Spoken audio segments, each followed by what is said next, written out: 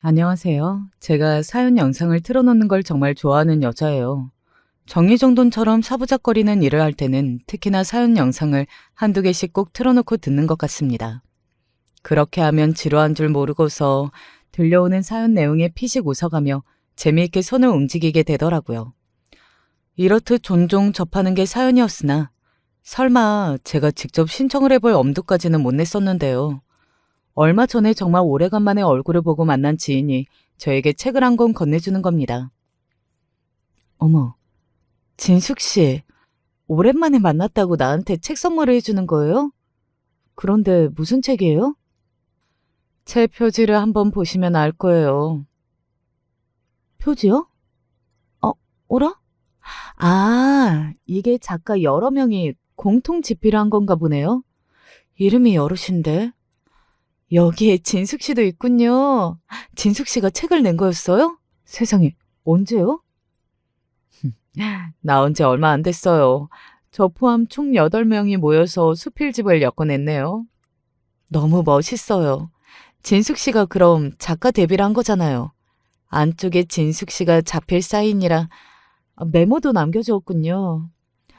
정말 너무 근사해요. 생각지도 못한 일이라서 신기하기도 하고 진숙 씨가 달리 보이는데요. 에이, 아니에요. 그냥 없는 솜씨로 몇 문장 좀 끄덕거린 게 전부예요. 읽고 나시면 그렇구나 하실 거예요. 지인은 겸손을 떨었으나 저는 이미 한껏 격양이 된 상태였답니다. 책을 진 저의 손길에는 약간의 흥분이 묻어 있었죠.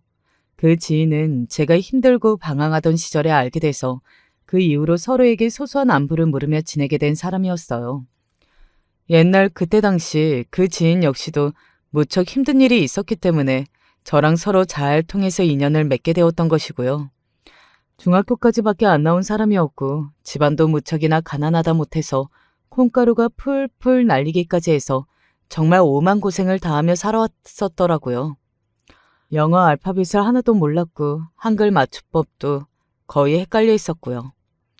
이런 표현을 함부로 쓰면 안 될 것 같지만 가감없이 표현을 그래도 해보자면 그 지인의 인생이 참 처음부터 기구하였습니다. 잘못 끼워진 첫 단추처럼 말이에요. 못 배우고 가난하고 윤택한 삶과는 거리가 영영 멀어 보였죠.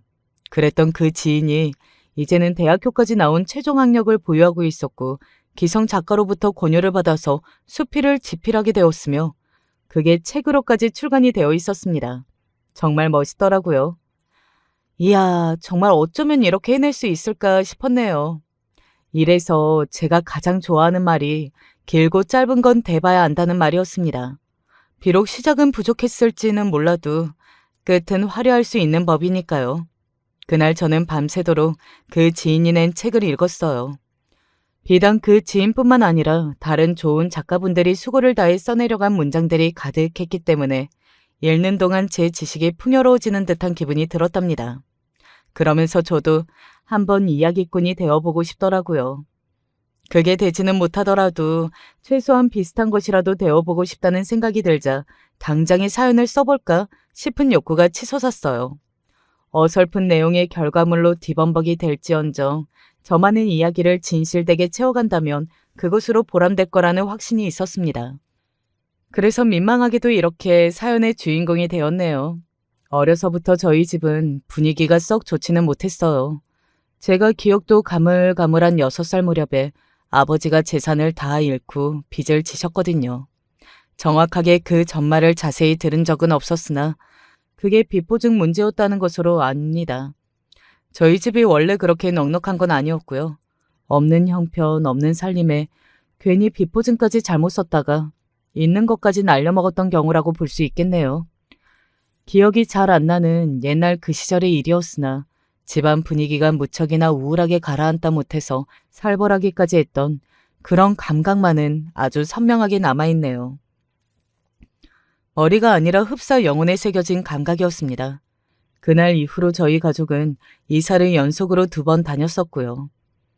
저는 어렸던 때라 칭얼거리기만 했을 뿐 별로 진지한 생각은 없었더랬죠. 하지만 저보다 나이가 많은 제 친언니는 당시에 무척 힘들었다고 그랬던 것 같아요. 당시가 너무 지치고 힘들고 속상해서 학교이고 뭐고 다 때려치우고 싶은 마음뿐이었다고 그렇게 말했던 것이 기억에 남아있네요. 그러다가 저희 집이 이사를 멈추고 정착을 하게 되었습니다. 그곳은 바로 할머니 댁이었어요. 제 친할아버지와 친할머니 두 분이 살고 계셨던 곳이었죠. 차라리 저희 네 식구 보고 그 집으로 들어와 살라고 두 분이 권유를 해주셨던 거예요. 외가는 무척 멀기도 하거니와 시골 깡촌인데다가 집도 허름하고 좁았기 때문에 그곳으로 가는 건 아예 말도 안 됐었죠. 그나마 친가에서 도움을 받을 수 있었던 게 다행인 듯 싶어요. 하지만 친정엄마는 그걸 별로 달갑지 않게 여기신 듯 하였었고요. 만약에 며느리가 돈을 날려먹었다면 그때 두 분이 그렇게 해주셨을까? 아니지. 아들이 돈을 날려먹은 거였으니까 측은하고 가엾은 심정으로 그렇게 해주셨던 것이지. 며느리가 사고를 친 거였다면 당장에 며느리부터 갖다 버리자고 난리를 치셨을 게 틀림없어. 친정엄마의 눈가는 피로 때문에 거뭇거뭇하였습니다. 몸도 마음도 기댈 곳 하나 없이 너무 지치신 상태였던 거예요. 할아버지께서는 무뚝뚝하고 술과 담배를 좋아하시던 분이었습니다. 할머니께서는 항상 미간에 주름이 잡혀 있었고 신경질적으로 표정을 잘 지으셨으며 말투가 퉁명스러운 분이셨어요. 그런 분들과 한 집살이를 하게 된 것이 며느리 된 입장으로서는 친정엄마는 너무나도 힘이 드셨던 것 같아요. 언제나 그 두 분이 당신을 미워하고 싫어하며 트집 잡고 혼낼 기회만 호시탐탐 노리고 계시다고 친정엄마는 그렇게 생각하고 계셨습니다. 어쩌면 친정엄마는 차라리 친정아버지 때문에 집을 잃고 재산을 잃고 빚만 얻은 채로 거리로 내몰렸던 그 순간이 마음이 편하셨을 것 같아요. 친정엄마의 입장에서는 예기치 못하게 시작된 시댁살이가 너무나도 힘드셨으니까요. 사방으로 눈치를 보며 살얼음 판을 걸으셨던 친정엄마였습니다. 자연스레 그런 친정엄마의 눈치를 자식인 저도 살피게 되더라고요. 한창 활발하게 뛰어놀고 사회성도 쑥쑥 커져가야 할 시기에 저였지만 집에서 눈치만 보면서 목소리를 크게 하는 것조차 못하고 답답해하는 것이 전부였습니다. 그렇게 5년을 좀 넘게 지냈었죠. 드디어 지겨운 합가 생활이 끝나게 되었다고 친정엄마가 쾌재를 부르는 일이 생겼습니다. 할아버지와 할머니 두 분이 생활의 터전을 아예 멀리 옮기시기로 결정했기 때문이었죠. 바로 제주도로 가서 사시는 것이었습니다. 아무런 연고가 없는 곳이 아니었고 저는 잘 모르고 있었던 할아버지의 사촌분께서 일찍이 제주도에 가서 살고 계셨는데요. 그 덕에 할아버지와 할머니도 그런 결정을 내리게 되셨던 것이죠. 가서 농사 지으며 지내실 것이라고 하셨었고요. 사실 그때 친정 부모님에게 다 함께 제주도로 가서 조용히 한적하게 사는 것은 어떤 것 같냐고 두 분이 말씀을 해주셨기는 합니다. 그러나 친정엄마가 무조건 거절의 뜻을 지니고 계셨고요. 좋은 핑계로는 저희 자매가 있었습니다. 제주도라뇨. 그 먼 곳으로 가서 거기는 게다가 섬인데 애들이 가봤자 뭘 하겠어요. 거기는 놀고천지라고 하던데. 그리고 학교나 잘 다니면 되는 거지. 뭘 다른 걸 걱정하니 너네. 어머님, 사실 학교 문제 때문에 더 그래요. 저희 애들이 공부는 그래도 도시에서 하는 게 낫지 않겠어요?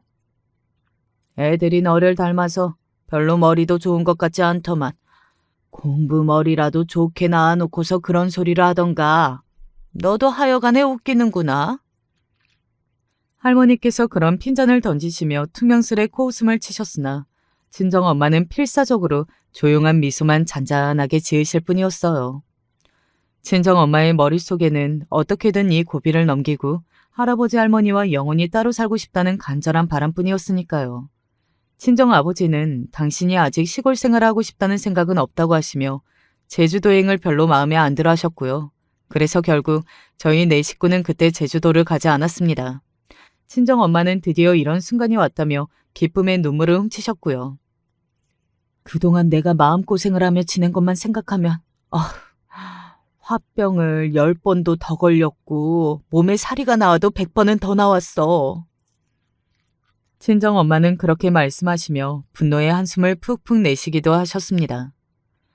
그 당시에 어렸던 제가 분위기만 살피며 눈치를 한껏 보며 지내기는 했었으나 그뿐이었을 뿐 친정엄마의 고통이 어떤 종류의 것인지 들여다보지는 못했었으니까요.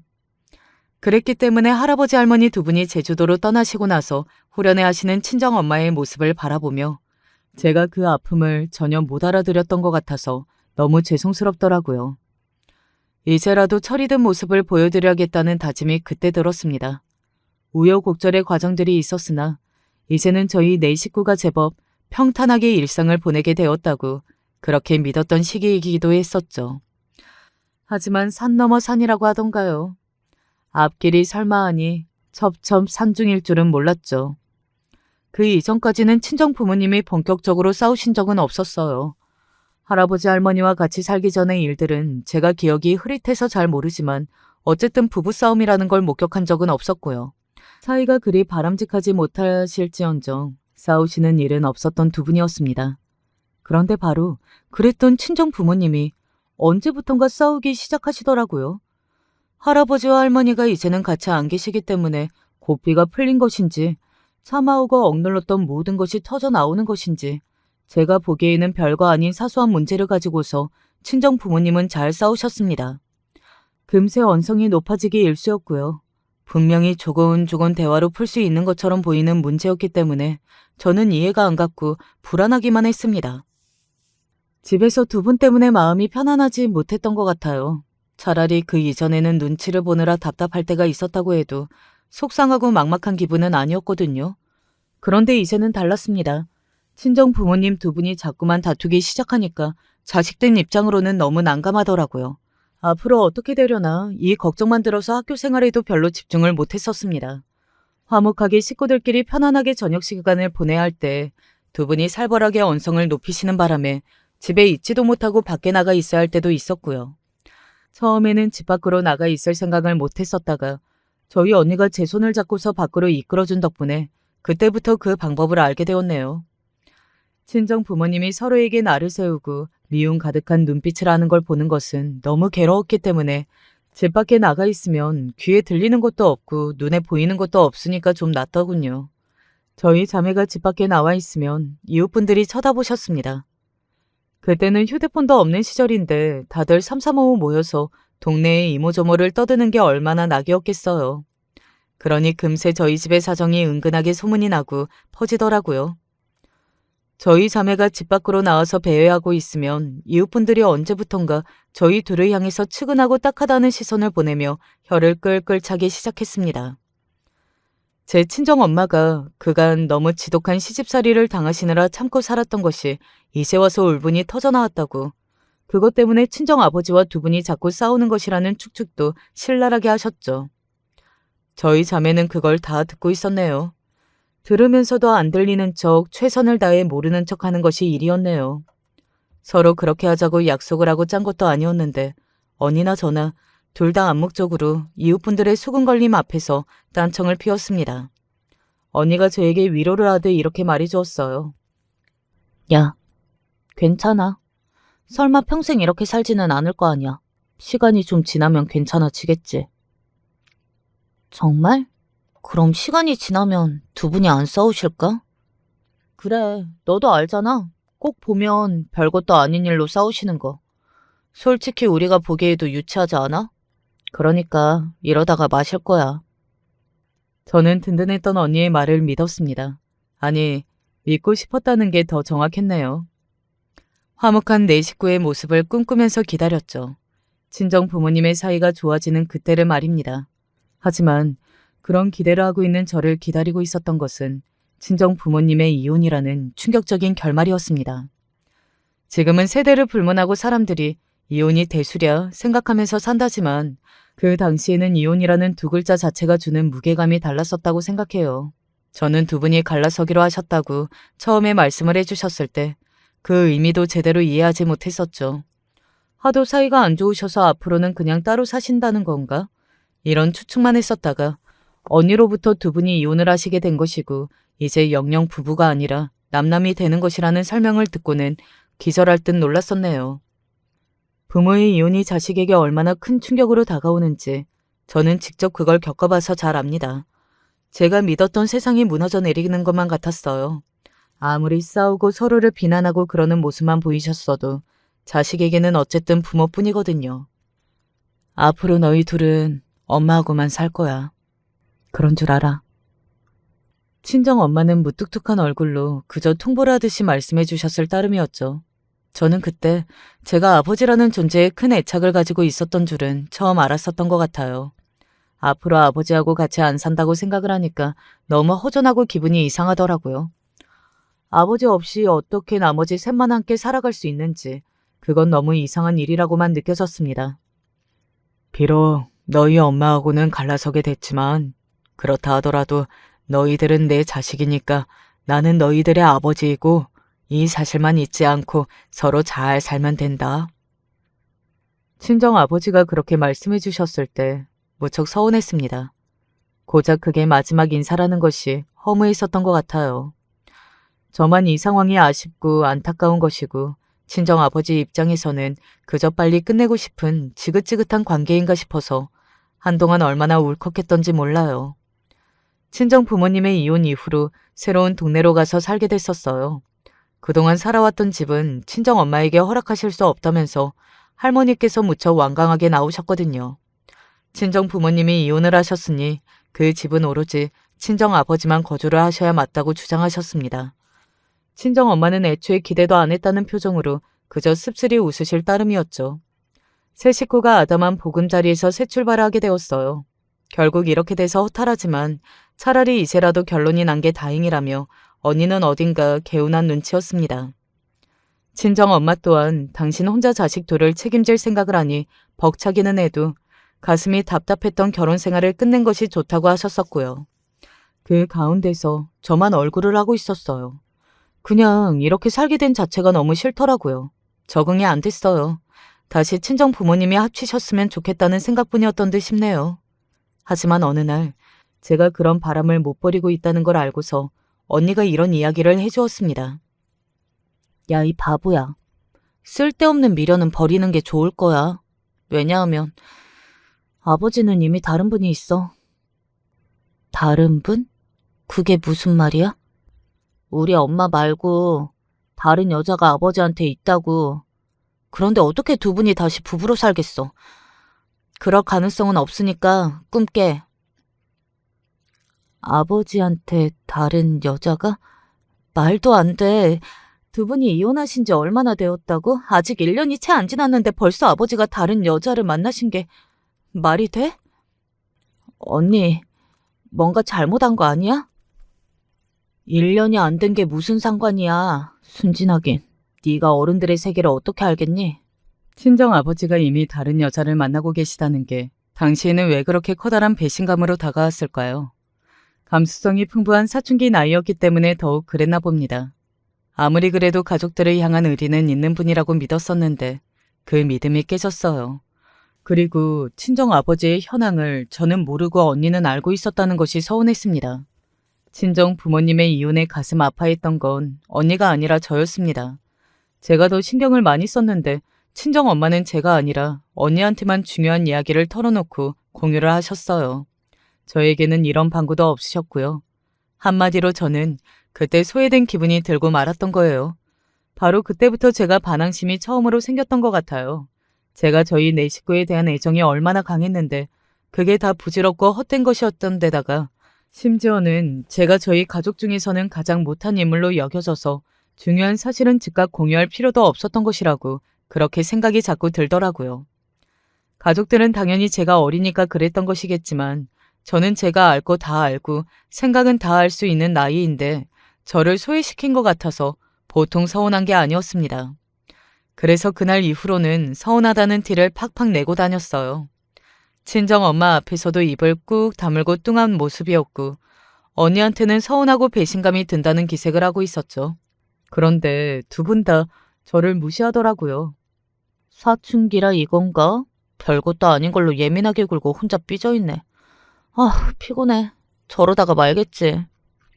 언니는 제가 이런 걸로 삐져있는 게 웃기다고 했습니다. 저는 단지 이것 하나의 단면만 보고 삐진 게 아니라 그동안 많은 감정들이 쌓여 있었기 때문에 서운했던 것인데 언니는 제가 유치한 어리광을 피우는 거라고 봤어요. 친정 엄마는 가뜩이나 생각할 게 많고 몸도 피곤한 와중에 제가 사춘기 반항을 부린다면서 철이 없다고 보셨고요. 두 사람 말대로 제가 그때 감수성이 예민했던 시기기는 했죠. 그런데 그 시기를 잘 넘기지 못하면 어떤 것들은 영영 잘못 굳어버리거든요. 사춘기 때 가족이나 친구와 어색하게 멀어졌다가 그 이후로도 영영 대면대면하게 굳어버리는 경우들이 있다고 저도 살면서 얘기들을 몇 번 들었고요. 저도 비슷했네요. 저에게는 다른 무엇보다도 가족이 가장 소중했는데 의미가 남달랐는데 그런 가족들은 정작 저를 그렇게까지 중요하고 애틋하게 생각 안 한다고 한번 느껴지니까 상처받은 이게 회복이 잘 안 됐습니다. 제가 유달리 가족 안에서 안정을 찾으려고 애를 쓰면서 예민하게 받아들이는 아이였었던 것이죠. 어쩌면 아주 어렸을 때부터 가정 환경이 불안정할 때가 많았기 때문에 무의식적으로 안락한 가정의 모습을 꿈꾸며 그렇게 되는 것을 저의 낙으로 삼았던 것일지도 모르겠습니다. 친정 엄마와 언니한테 이때 들었던 서운함이 계속 해소가 안 된 채로 지냈었죠. 저는 그리고 어째서 친정 부모님이 그렇게나 자주 싸우셨으며 끝내 관계에 봉합이 안 돼서 갈라서셨는지 자연스레 이해를 하게 됐습니다. 두 분이 자주 다투며 지냈던 당시에 언니와 저는 도대체 왜 별것도 아닌 일로 서로 나를 세우며 유치하게 양보 안 하고 대립한 건지 알 수 없었는데요. 제가 그 입장이 되어보니까 알겠더라고요. 언니는 저에게 도대체 이런 일 가지고 왜 삐진 것인지 영문을 모르겠고 이해도 안 가고 황당하다면서 유치하게 삐지지 말라고 핀잔을 주었으나 제 입장에서는 안 그랬었거든요. 저에게는 그동안 제 안에서 차곡차곡 쌓여왔던 감정들이 지진을 일으킨 것이었으니까요. 그래서 이제야 친정 부모님의 불화가 해소되기 쉽지 않은 종류의 것이었다는 걸 이해하게 됐습니다. 제대로 토라진 저는 집에서 입을 꾹 다문 채로 지냈고요. 친정 엄마와 언니는 피곤해 죽겠는데 제 비위를 맞춰줄 생각은 없다면서 그런 저를 적당히 무시하며 지냈습니다. 덕분인지 공부를 하는 데는 도움이 되더라고요. 이런 울적한 감정들을 달랠 길이 다양하지 않았으므로 저도 모르게 문제집을 펼쳐서 그 안에 담긴 문제들을 친구 삼아 시간을 보내고는 했습니다. 학교에서도 오래 있는 편이 좋았으므로 웬만한 자습에는 빠지지 않고 참여했었죠. 요즘은 학교에서 학부모라는 표현을 자제하기 시작했다는 거 아시나요? 학생의 양친이 다 계실지 안 계실지 모르는 일이고 혹은 양친과 아예 살고 있지 않은 경우일 수도 있으니까요. 그런 걸 배려하기 위해서 학부모라는 표현 자체를 학교 내에서는 자제하고 다른 표현으로 대체하려는 노력이 시작되고 있는 중이죠. 시대가 변했어요. 제가 학교를 다닐 적에는 이런 소리를 들었던걸요. 부모님이 이혼을 하셨어? 이혼? 이야, 그거 쉽지 않은 일인데. 부모님이 대단하시네. 선생님이 학생의 가정사를 대수롭지 않게 발설하셨고요. 그걸 꼭 교무실에서 1대1 면담 때 안 하시고 학생들이 다 있는 가운데서 교탁에 서서 말씀하셨습니다. 그럼 저는 반 친구들에게 부모님의 이혼 사실이 다 알려지는 것이었죠. 저를 향해서 제가 바로 부모님이 이혼한 애라고 그렇게 수군거리는 소리가 있다는 걸 저도 다 알면서 학교를 다녔습니다. 시대가 그랬기 때문에 무례했을 뿐이지 나쁜 친구들은 아니었기 때문에 다행히 제 면전에서 직접 그런 이야기를 하는 경우는 없었지만요. 저는 친정 아버지가 점점 더 그리워졌습니다. 금세 다른 여자를 만나셨던 건 외로우니까 그러셨을 뿐이고 본심으로는 당신의 처자식과 다시 함께 살고 싶어 하시는 거라고 믿었어요. 제 머릿속에 아버지는 그러했습니다. 제가 멋대로 그런 모습을 그려내며 믿으며 의지를 하면서 학교 생활을 했었네요. 혼자 속으로 믿고 기대할 건 아버지뿐이라고 여겼었죠. 하지만 청첩병력 같은 소식을 어느 날 접하게 되었어요. 친정 아버지가 정식으로 재혼을 하신다는 소식이었습니다. 너무 충격적이었고 저는 친정 엄마와 언니에게 아버지를 말려야 하는 거 아니냐고 따졌었죠. 그때 언니가 한숨을 쉬면서 저에게 해준 이야기가 더욱 충격적이었습니다. 나도 이번에 알게 된 건데 아버지가 원래도 바람을 피우셨었대. 확실한 증거가 없었을 뿐이지. 원래 예전에도 아버지가 바람을 피우시는 걸 엄마는 아셨대. 그러니까 그렇게 싸우셨던 건가 봐. 이혼하기 전부터 이미 바람을 피우신 전적이 있었던 그런 사람이 바로 제 아버지라는 이야기였어요. 믿고 싶지 않았죠. 그런데 진정하고서 가만히 과거를 되짚어보니까 수상쩍게 생각이 되는 아버지의 모습들이 있었습니다. 애매하고 이상한 시간대에 귀가를 하셨던 아버지, 집 밖에서 당신의 외투를 탁탁 세게 털며 냄새 같은 것들을 날려버리려고 하시던 몇 번의 장면들, 그리고 여자 문제로 엄마가 캐물으셨을 때 필요 이상으로 펄쩍 뛰시면서 부정하시던 모습까지. 어렸던 그 당시에는 몰랐으나 시간이 좀 지나고 나니까 퍼즐이 맞춰지는 것들이었습니다. 친정 엄마도 강력한 심증이 있었기 때문에 내면의 분노의 불꽃이 피어올랐던 것이었겠죠. 그러니 자꾸만 두 분이 충돌하셨던 것이고요. 친정 아버지는 마음이 콩밭에 자주 가 있었으니 결혼 생활에 커다란 애착도 미련도 없어서 이럴 바에는 그냥 이혼으로 가는 것도 나쁘지 않겠다고 생각을 해버리셨던 것이고요. 너무 화가 난 저는 친정 아버지가 당신의 재혼식에 저를 부르겠다는 것도 거절했습니다. 조용히 재혼을 하시려면 하실 것이지 굳이 재혼식을 연다는 것도 너무 싫었고요. 친정 아버지는 저라면 즐겁게 와줄 줄 알았다면서 서운하다고 하셨습니다. 기가 막혔네요. 그때 생각했어요. 저는 결혼하면 반드시 제 아버지 같은 남자하고는 결혼은 안 할 거라고. 제 엄마 같은 여자는 되지 않을 거라고요. 우스운 이야기지만 결혼을 잘할 생각으로 공부도 더 열심히 했었습니다. 제 인생을 잘 꾸려나가려면 공부를 어쨌든 해야 할 것 같았죠. 저는 놀랍게도 당시에 대학을 갔답니다. 저희 언니는 대학을 안 나왔거든요.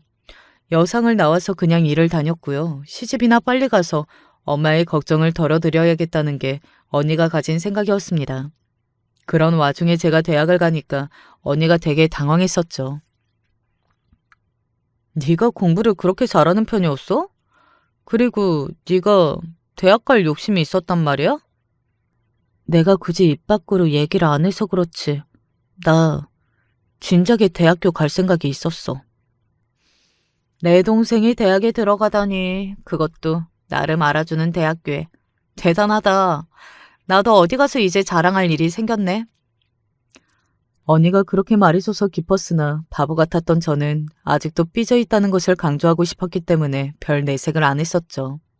친정 엄마가 고이 모았던 돈으로 등록금이며 뭐며 다 대주셨는데 그걸 당연하게 생각했었습니다.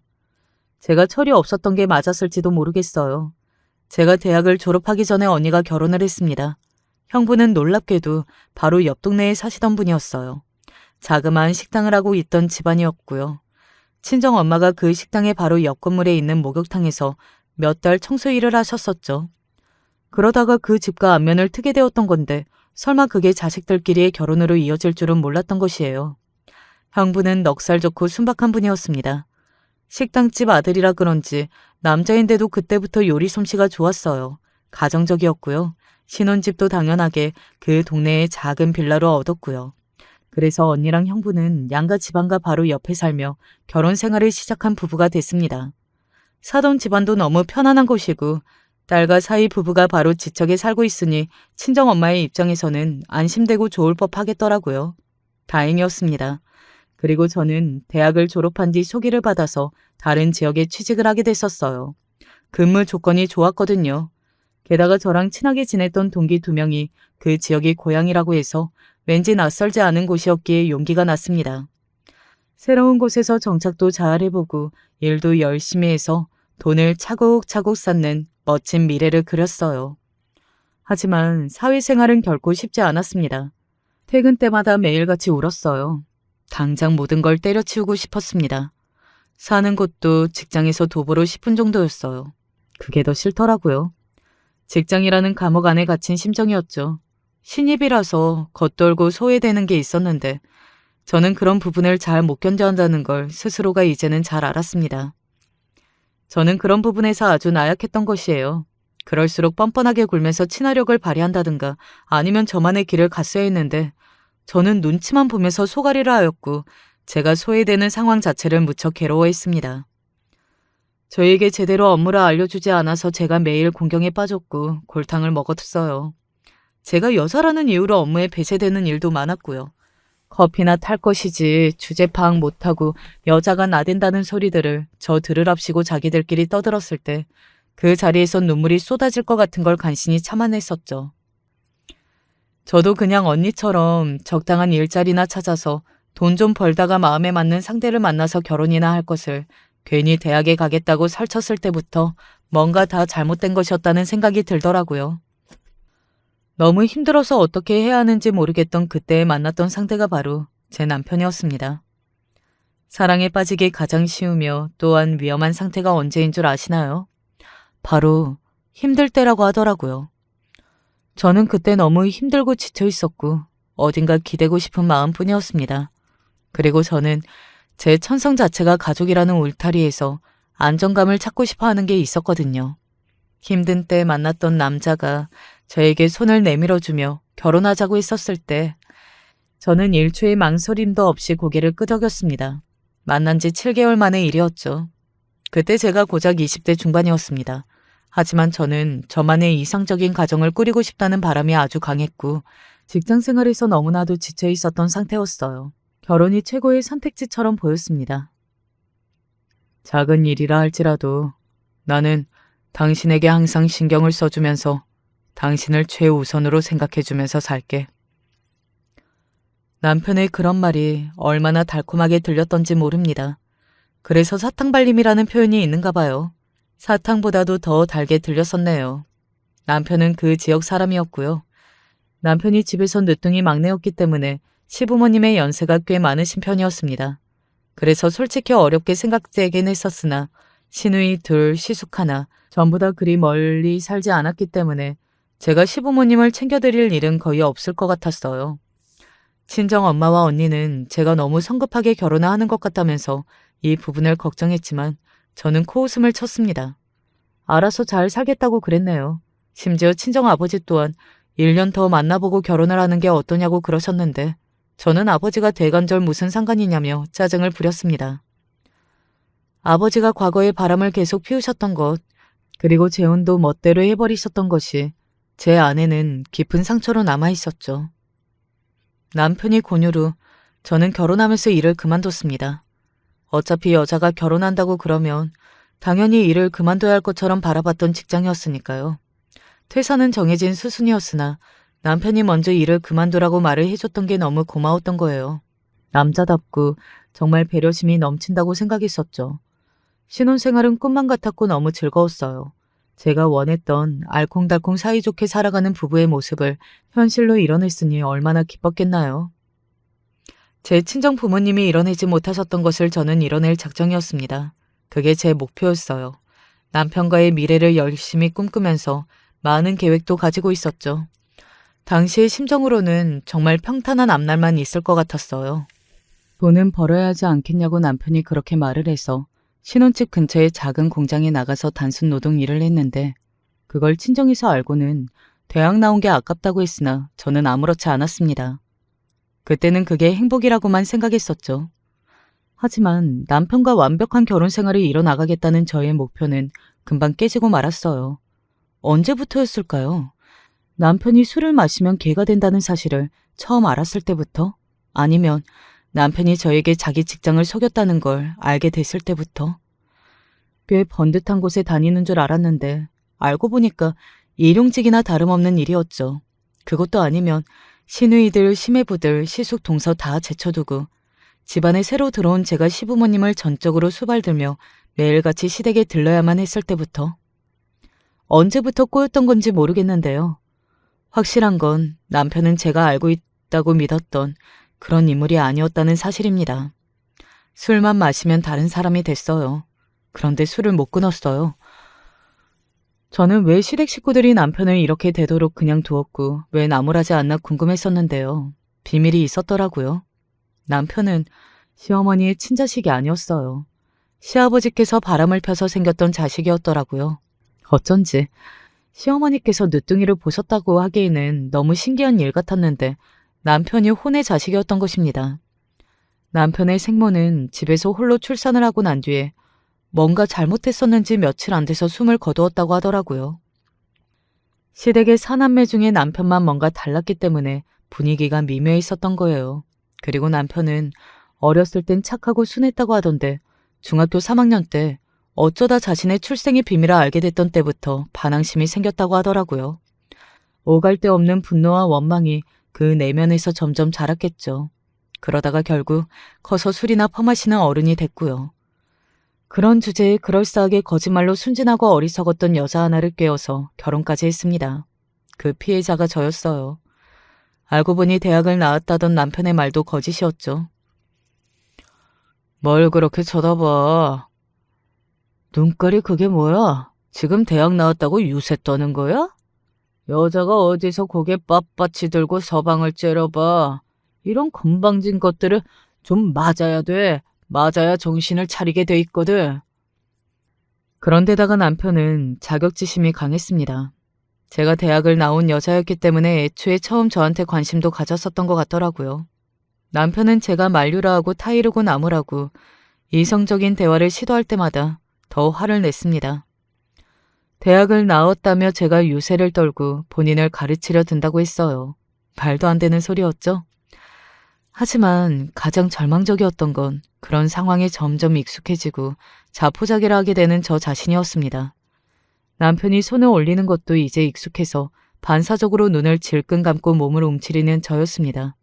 술에 취해서 밤늦게 귀가를 했던 남편이 제가 자고 있느라 본인은 안 반겨주는 게 괘씸하다면서 신발도 벗지 않은 채로 그대로 자고 있던 제 얼굴을 짓밟았던 적도 있었네요. 자다가 얼굴이 밟혀서 코피를 줄줄 흘리며 깨어났었던 그날 이후로 저는 잠드는 것도 무서워하게 됐었습니다. 남편은 점점 더 포악해졌고 저는 잘못도 하지 않았는데 습관적으로 비는 날이 많아졌습니다. 어디서부터 잘못이 되었는지 이제는 따져볼 힘도 없었습니다. 몸에 든 피멍을 가리고 외출하는 것도 버릇이 되었죠. 저를 향해 수근거리는 동네 사람들의 목소리가 그 옛날 친정 부모님의 부부싸움 때문에 집 밖에 나와 있었던 저를 향해 수근거렸던 목소리들과 겹쳐 들려서 제 인생은 왜 한결같이 이런 걸까?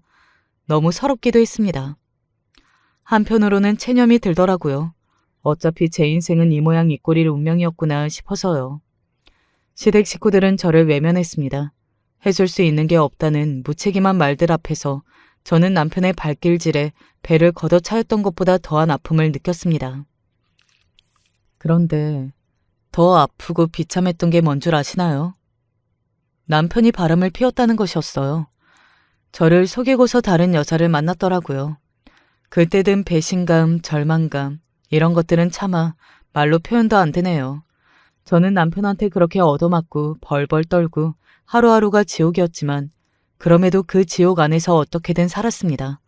솔직히 고백해보자면 언젠가는 제가 남편을 바꿔놓을 수 있을 거라는 희망도 가졌었죠.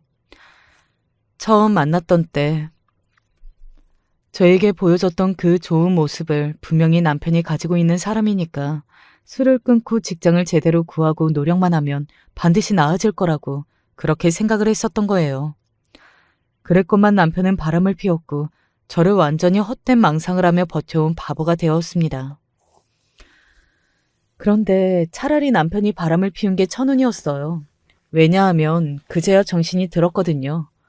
이 사람하고는 도저히 결혼 생활을 유지할 수 없고 그래서는 안 된다는 확신이 들면서 머릿속에 끼었던 안개가 그제야 갇혔습니다. 미래가 안 보이기 때문에 아무런 믿음이 없기 때문에 이혼을 한다는 것. 왠지 친정 부모님의 당시 심정을 알 것만 같아서 씁쓸한 웃음이 났습니다. 다행히 남편은 저와 이혼을 순순히 해줬어요. 두 가지 이유가 있었는데 첫째로는 남편이 바람난 여자하고 놀아나느라 그때 정신이 쏙 빠져 있었고요. 제가 드디어 모든 상황을 실토를 해서 다 알게 된 언니가 묘수를 내주었기 때문입니다. 친정 엄마가 편찮으신데 제가 아무래도 곁에서 돌봐드려야 할 것 같고 앞으로 병원 다니시려면 돈이 많이 들 것 같다고 그런 소리를 했어요. 이게 남편이 저와 순순히 이혼을 해준 두 번째 이유였죠. 짐을 떠안기 싫었던 거예요. 남편은 제가 무척 우스웠던 모양입니다. 이혼하고 나서 마지막에 저한테 이런 말을 남겼어요. 별것도 없는 여자 같으니라고. 대학 졸업장 말고는 결국 아무것도 없는 여자였어. 그러더니 큰 소리로 하하 웃었어요. 저는 남편이란 사람이 진짜로 상종 못할 부류였다는 걸 재차 깨달으며 그 발언에 심각한 모멸감을 느꼈습니다. 이혼하고서 거울 속에 저를 봤는데 정말 한심한 몰골이더라고요. 살은 확 빠져 있었고 얼굴 빛은 온통 퀭해 보였죠. 고작 이렇게 살려고, 바보처럼 멍청하게 살려고 대학을 나왔구나 싶어서 제 자신이 너무 한심했습니다. 이렇게 처량할 수 없었습니다. 그때 언니하고 형부가 저를 많이 도와줬어요. 무너지지 않게 잡아주었거든요. 너는 매사에 이게 문제야. 너무 생각이 많아. 지금도 봐봐. 이게 네 잘못이야? 그냥 똥을 잘못 밟았을 뿐이잖아. 그런데 네 스스로에게 탓을 돌리고 자기 비하를 하고 있어. 감수성 풍부하고 공부 잘하는 건 참 좋은데 너는 냉정하고 냉철해질 필요가 있어. 분하지만 언니의 지적이 맞았습니다. 반박할 수가 없더라고요. 형부는 제가 가게 일을 하며 지낼 수 있도록 배려를 해주었습니다. 집에 가만히 있는 것보다 뭐라도 일을 하면서 움직이니까 기분이 좀 낫기는 하더라고요. 그리고 제가 새로운 사실을 깨달았는데요. 제가 의외의 구석에서 재능이 있더라고요. 딱 이틀을 일했는데 가게 돌아가는 구조를 알게 됐습니다. 어떤 손님이 뭘 좋아하고 뭘 주로 시키는지 그런 게 금방 외워졌어요. 그리고 가게 내부의 문제점이나 개선점들이 한눈에 보이고 머리에 입력이 되더라고요. 메뉴판을 보면서 저 메뉴는 없애는 게 낫겠다는 생각이 확실히 들기도 했었죠. 형부가 워낙 사람 좋으신 분이니까 제 생각을 조심스레 말씀을 드려봤는데 깜짝 놀라시더라고요. 평소에 막연히 하고 있던 고민들이었는데 제가 당장 해결책을 내놓으니까 너무 신기하다고 하셨어요. 제가 짚어낸 대로 바꾸니까 가게가 확 살아났고요. 덕분에 저는 제 적성을 찾을 수 있었습니다. 그리고 저는 친정엄마로부터 진솔한 이야기를 들을 수 있었죠. 시댁과 남편에게 너무 얽매여서 사는 것, 그거 자체가 너무 지긋지긋하고 싫었기 때문에 이혼한 이유가 가장 크다고 하셨습니다. 당신의 인생에서 남편이라는 두 글자를 지워내면 훨씬 더 자유로울 것 같다는 생각이 든 순간부터 이혼을 염두에 두셨었다고 하더라고요. 그 말씀을 듣고 나서 저는 마음이 가벼워졌어요. 어리석었던 결혼이었으나 이제는 제가 그 시련을 발판 삼아 더욱 잘 살아보게 되는 것이라는 생각이 들었습니다. 그렇게 몇 년 뒤 저는 직장에서 승승장구를 하고 있었고요. 달라진 태도로 사회생활을 하니까 당당하게 거리낄 것이 없었습니다. 더 시간이 흘렀을 때 친정 아버지로부터 혹시 제주도에서 사업을 해볼 생각이 없냐는 권유를 받게 되었어요. 할아버지는 진작 돌아가셨고 이제 할머니가 임종을 앞두고 계셨던 때였는데요. 할머니의 마지막을 뵈러 제주도에 갔다가 아버지한테 그런 권유를 받았습니다. 그때 아버지는 재혼하신 분과 제주도에 정착하신 지 3년 정도가 된 상태였고요. 친가에 땅이 좀 있다고 했어요. 그리고 돌아가신 할아버지의 사촌분과 그 자녀들이 가게를 운영하고 계셨고요. 그런데 가게 운영을 접기로 결정하였고 그 다음에는 숙박업소를 지어서 운영을 해볼 계획이 있다는 겁니다. 제가 와서 도와준다면 좋을 것 같다고 다들 생각 중이었죠. 저는 고민을 오래 하다가 결국 그 사업에 동참하기로 했습니다. 사실 고백하자면 새로운 도전보다도 비록 먼 친척들이지만 한 집안 가족들이 저에게 기대하면서 믿어주고 있다는 사실 자체가 좋았기 때문에 결정을 한 것이었어요. 제가 이런 부분에 약한 사람인 걸 어쩌겠나요. 세월이 흘러 저는 서울과 제주도로 오가면서 지내는 사람이 되었고요. 일과 사랑 두 마리 토끼를 다 잡은 승리자의 행복을 만끽하는 일상을 보내고 있었답니다. 그런데 어느 날 생각지도 못한 재회를 하게 됐던 거예요. 호텔 로비에 딱 들어서자마자 마주쳤는데 세월이 흘렀으나 단박에 알아보겠더라고요. 저의 전남편이었습니다. 저는 바로 알아봤으나 전남편은 긴가민가 하는 눈치였는데 제가 피식 웃으니까 그걸 보고 확신을 했더라고요. 이야, 당신 맞구나. 정말 오랜만이다. 이게 얼마만이야? 거의 30년 됐나? 그게 그렇게나 오래됐어? 세월 가는 거 참 무섭다. 근데 당신 동안 체질이었나 봐. 생각보다 안 늙었어. 어디 젊은 놈이라도 물어서 만나시나? 생각이 그런 쪽으로밖에 안 되나 보네. 정말 천박하다. 내가 어떻게 당신 같은 남자한테 속아서 결혼을 했었을까? 내 인생에서 가장 수치스러운 기록이야. 수치? 영광이라고 해야지 이 여자야. 내가 지금 이런 호텔에 묵으러 온 걸 보면 모르겠어? 그런데 당신도 지금 체크인을 하러 온 거야? 왜? 나는 그러면 안 돼? 이런 곳에 추리닝 하나 달랑 입고 온 꼬라지만 봐도 알 것 같네. 수준 좀 맞춰서 살아라. 무리하다가는 가랑이가 찢어지는 거야. 이런 호텔은 나 같은 사람이나 오는 거라고. 당신 같은 여자는 여관 정도면 충분해. 오랜만에 만난 김에 내가 좋은 삶의 충고 하나 해줬다. 그치? 그러니까 이만 가보셔. 나더러 뭘 가라는 거야? 너나 가셔. 이거 아주 웃기는 놈이네. 여기 이 사람 당장 끌어내요. 우리 호텔은 이 사람 안 받습니다. 제가 피식 웃으면서 직원들을 향해 손짓을 했습니다. 그러자 직원들이 눈치를 다 채고서는 당장 전 남편에게 가까이 다가가 차갑고 사무적인 얼굴들로 나갈 것을 종용했죠. 전 남편이 가지고 온 짐가방도 직원들이 챙겼고요. 뭐야? 이게 무슨 상황이야? 여기 이분들이 왜 당신의 말을 들어? 여기 좀 이상한 거 아니야? 내가 여기 대표니까 당연하지. 대표? 당신이 여기 이 호텔의 대표라고? 에이, 무슨 그런 일이 있어. 이렇게 쉬운 말도 이해를 못하는 걸 보니 당신 수준을 참 알만하다. 그러니까 예나 지금이나 천박하고 우습게 사는 거겠지? 평생 남을 존중할 일도 자신이 존중받을 일도 없는 그런 수준 낮은 삶을 앞으로도 쭉 살다가 지옥에나 떨어지길 바랄게. 자, 다들 멋들 하세요. 이 사람 당장 밖으로 끌어내세요. 잠깐만. 우리 잠깐만 대화 좀 합시다. 네? 아주 잠깐이면 되는데요.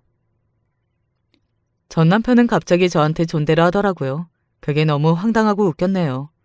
얼굴에 당혹감이 가득 차올라서는 믿을 수 없다는 듯 저를 애초롭게 바라보며 직원들의 기세에 밀려 자꾸만 출구 쪽으로 가까워지던 전 남편이었죠.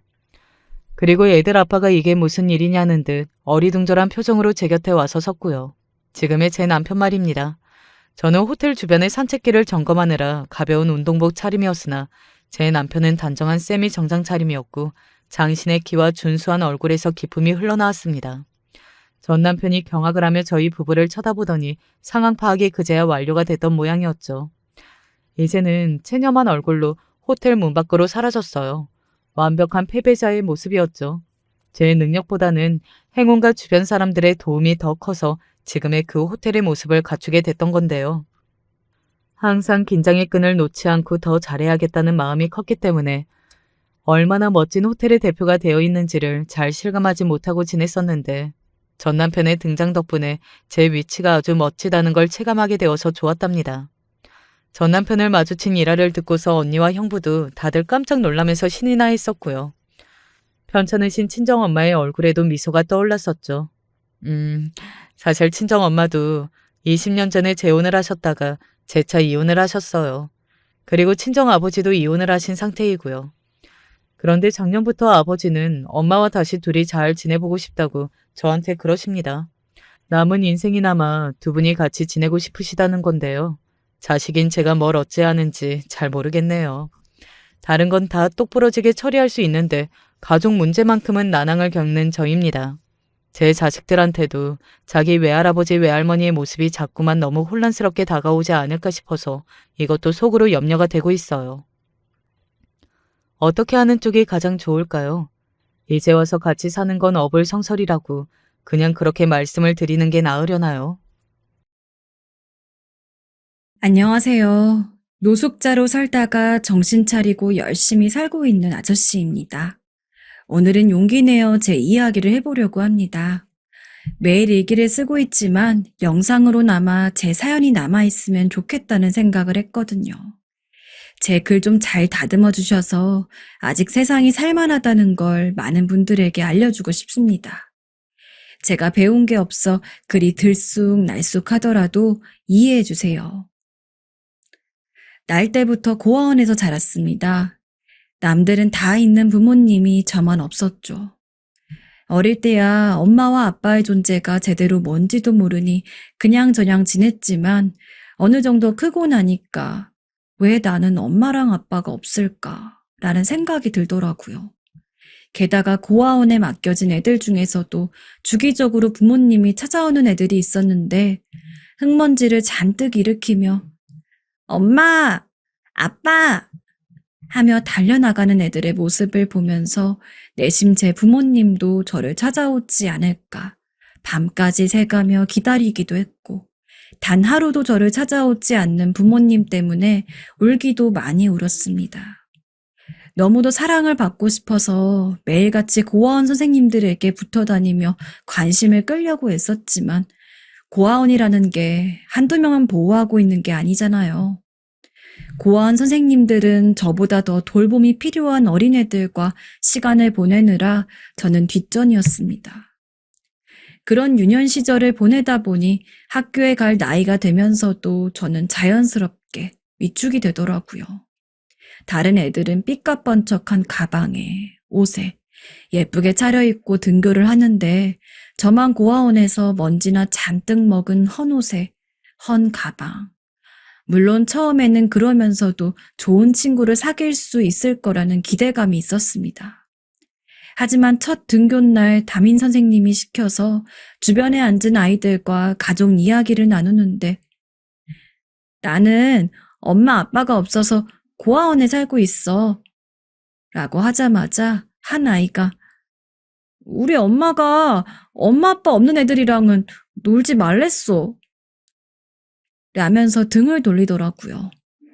어린 마음의 그 모습이 얼마나 충격적이었는지 제가 대뜸 울음을 터뜨리니까 놀란 담임 선생님이 와서는 자초지종을 묻고 저에게 그런 말을 한 친구에게 부모님이 안 계시다고 해서 같은 반 친구를 그렇게 상처 입히면 안 된다 라는 이야기를 했지만 이미 그 친구의 모든 한마디가 뇌리에 꽂힌 상황이었습니다. 안 그래도 성격이 내성적이었던 저는 더욱더 반 친구들과 어울리지 못했습니다. 또한 반 친구들 역시 굳이 그런저랑 대화를 한다거나 자기 무리에 끼워서 함께 다니고 싶어 하지 않았습니다. 그래도 초등학교 때는 아직까지 애들이 순수한 맛이 있어서 심하게 문제가 생기거나 하진 않았지만 문제는 중고등학교였어요. 야, 너 엄마 아빠 없다며? 당시 반에서 꼭 한두 명은 있는 노는 아이들에게 전 아주 좋은 타겟이었습니다.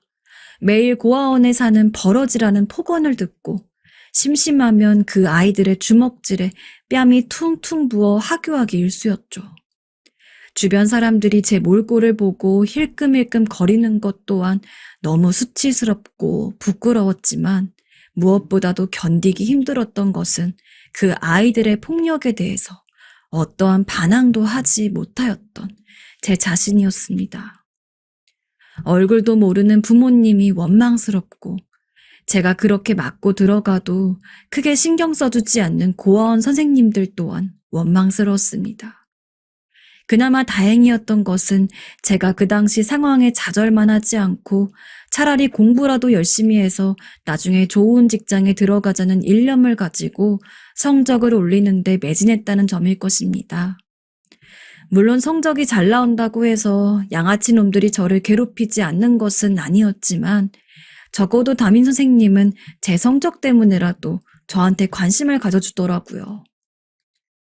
하지만 막상 대학에 갈 시즌이 되자 저는 도저히 대학에 다닐 수가 없었습니다. 전부 돈 때문이었죠. 그동안 학교를 다니면서도 전단지를 돌리거나 하는 등 학교 몰래 알바를 해오고는 했지만 그것만으로는 등록금을 도저히 모을 수가 없었습니다. 게다가 대학교가 1, 2년 다니는 것도 아니고 못해도 4년은 꼬박꼬박 매 학기마다 돈을 내야 하는데 어찌저찌 성적이 돼서 좋은 대학교에 들어간다고 하더라도 매번 성적 장학금을 받는다는 확신이 있는 것도 아니고 그렇다고 지금처럼 알바를 하면서 공부를 하기에는 제가 너무 힘들 것 같았죠.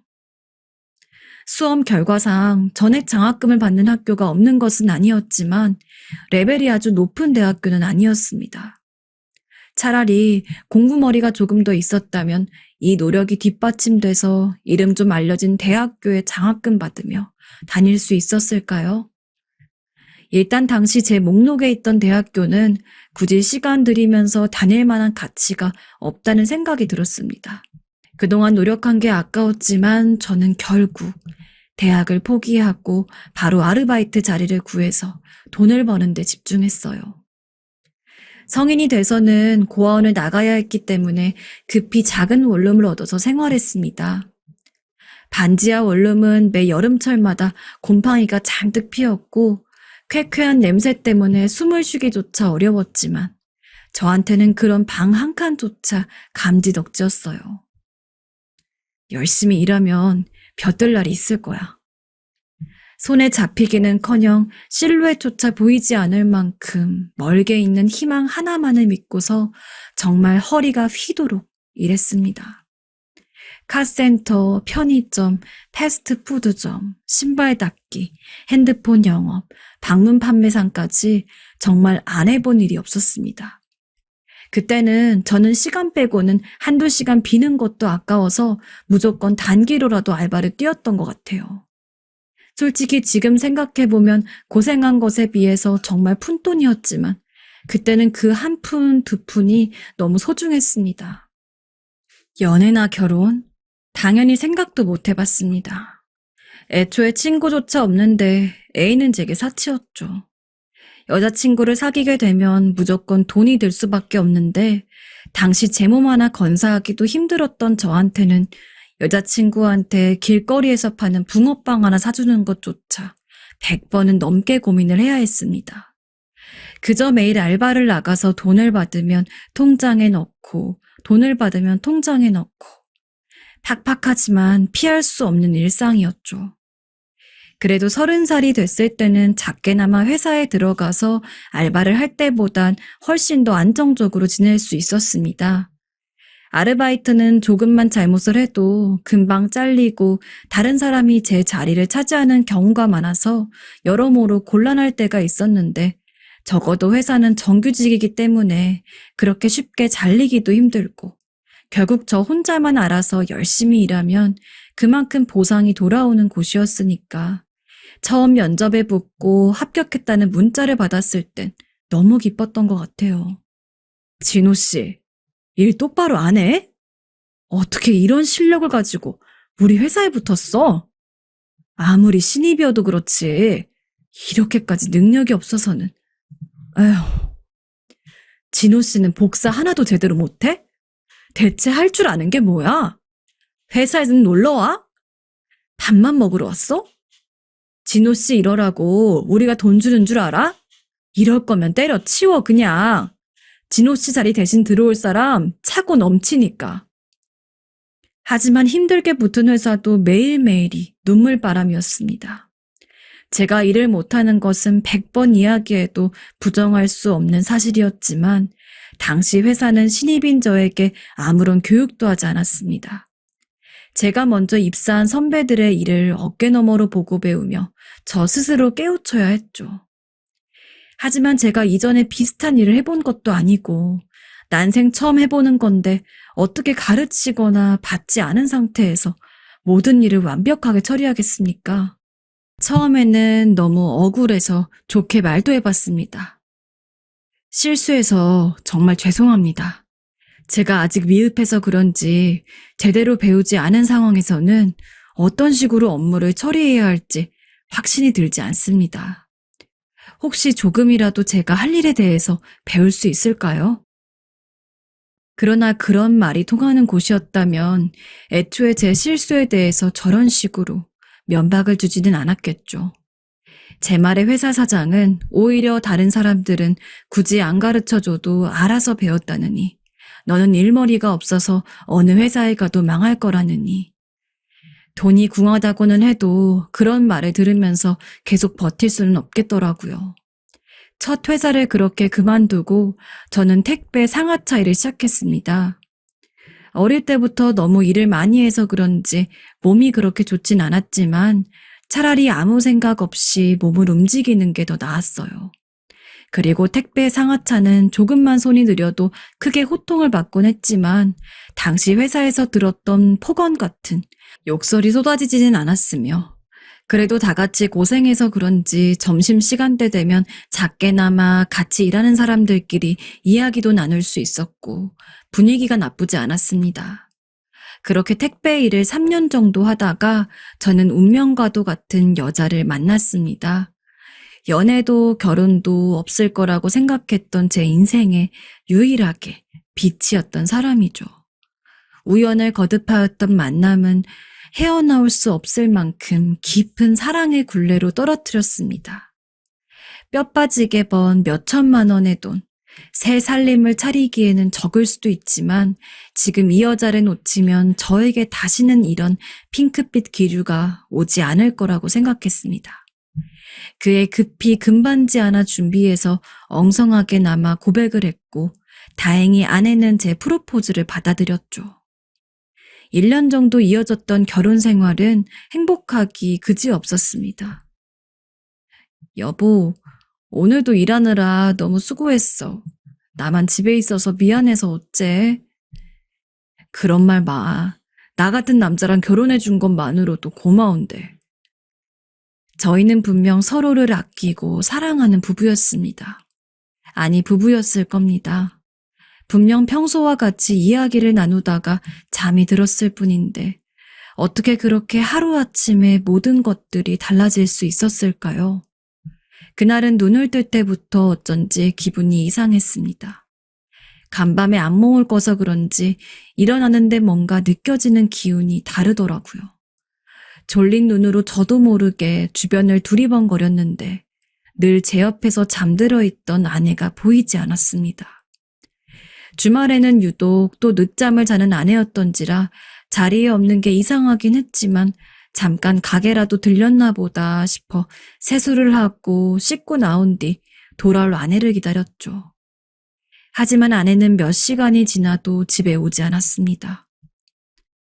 여보, 제발 전화 좀 받아봐. 그 어떤 때보다도 간절하게 빌었지만 아내는 전화를 받지 않았어요. 혹시 무언가 메시지라도 남긴 게 있을까 싶어서 온 집안을 헤집는데 어쩐지 이상했습니다. 아내의 옷이며 개인적인 물건들이 싹 사라져 있었거든요. 순간 불길한 예감이 들어서 멍청한 얼굴로 평소 통장이나 도장 등을 넣어둔 서랍을 뒤적거렸는데 제가 힘들게 모은 돈이 전부 사라져 있었습니다.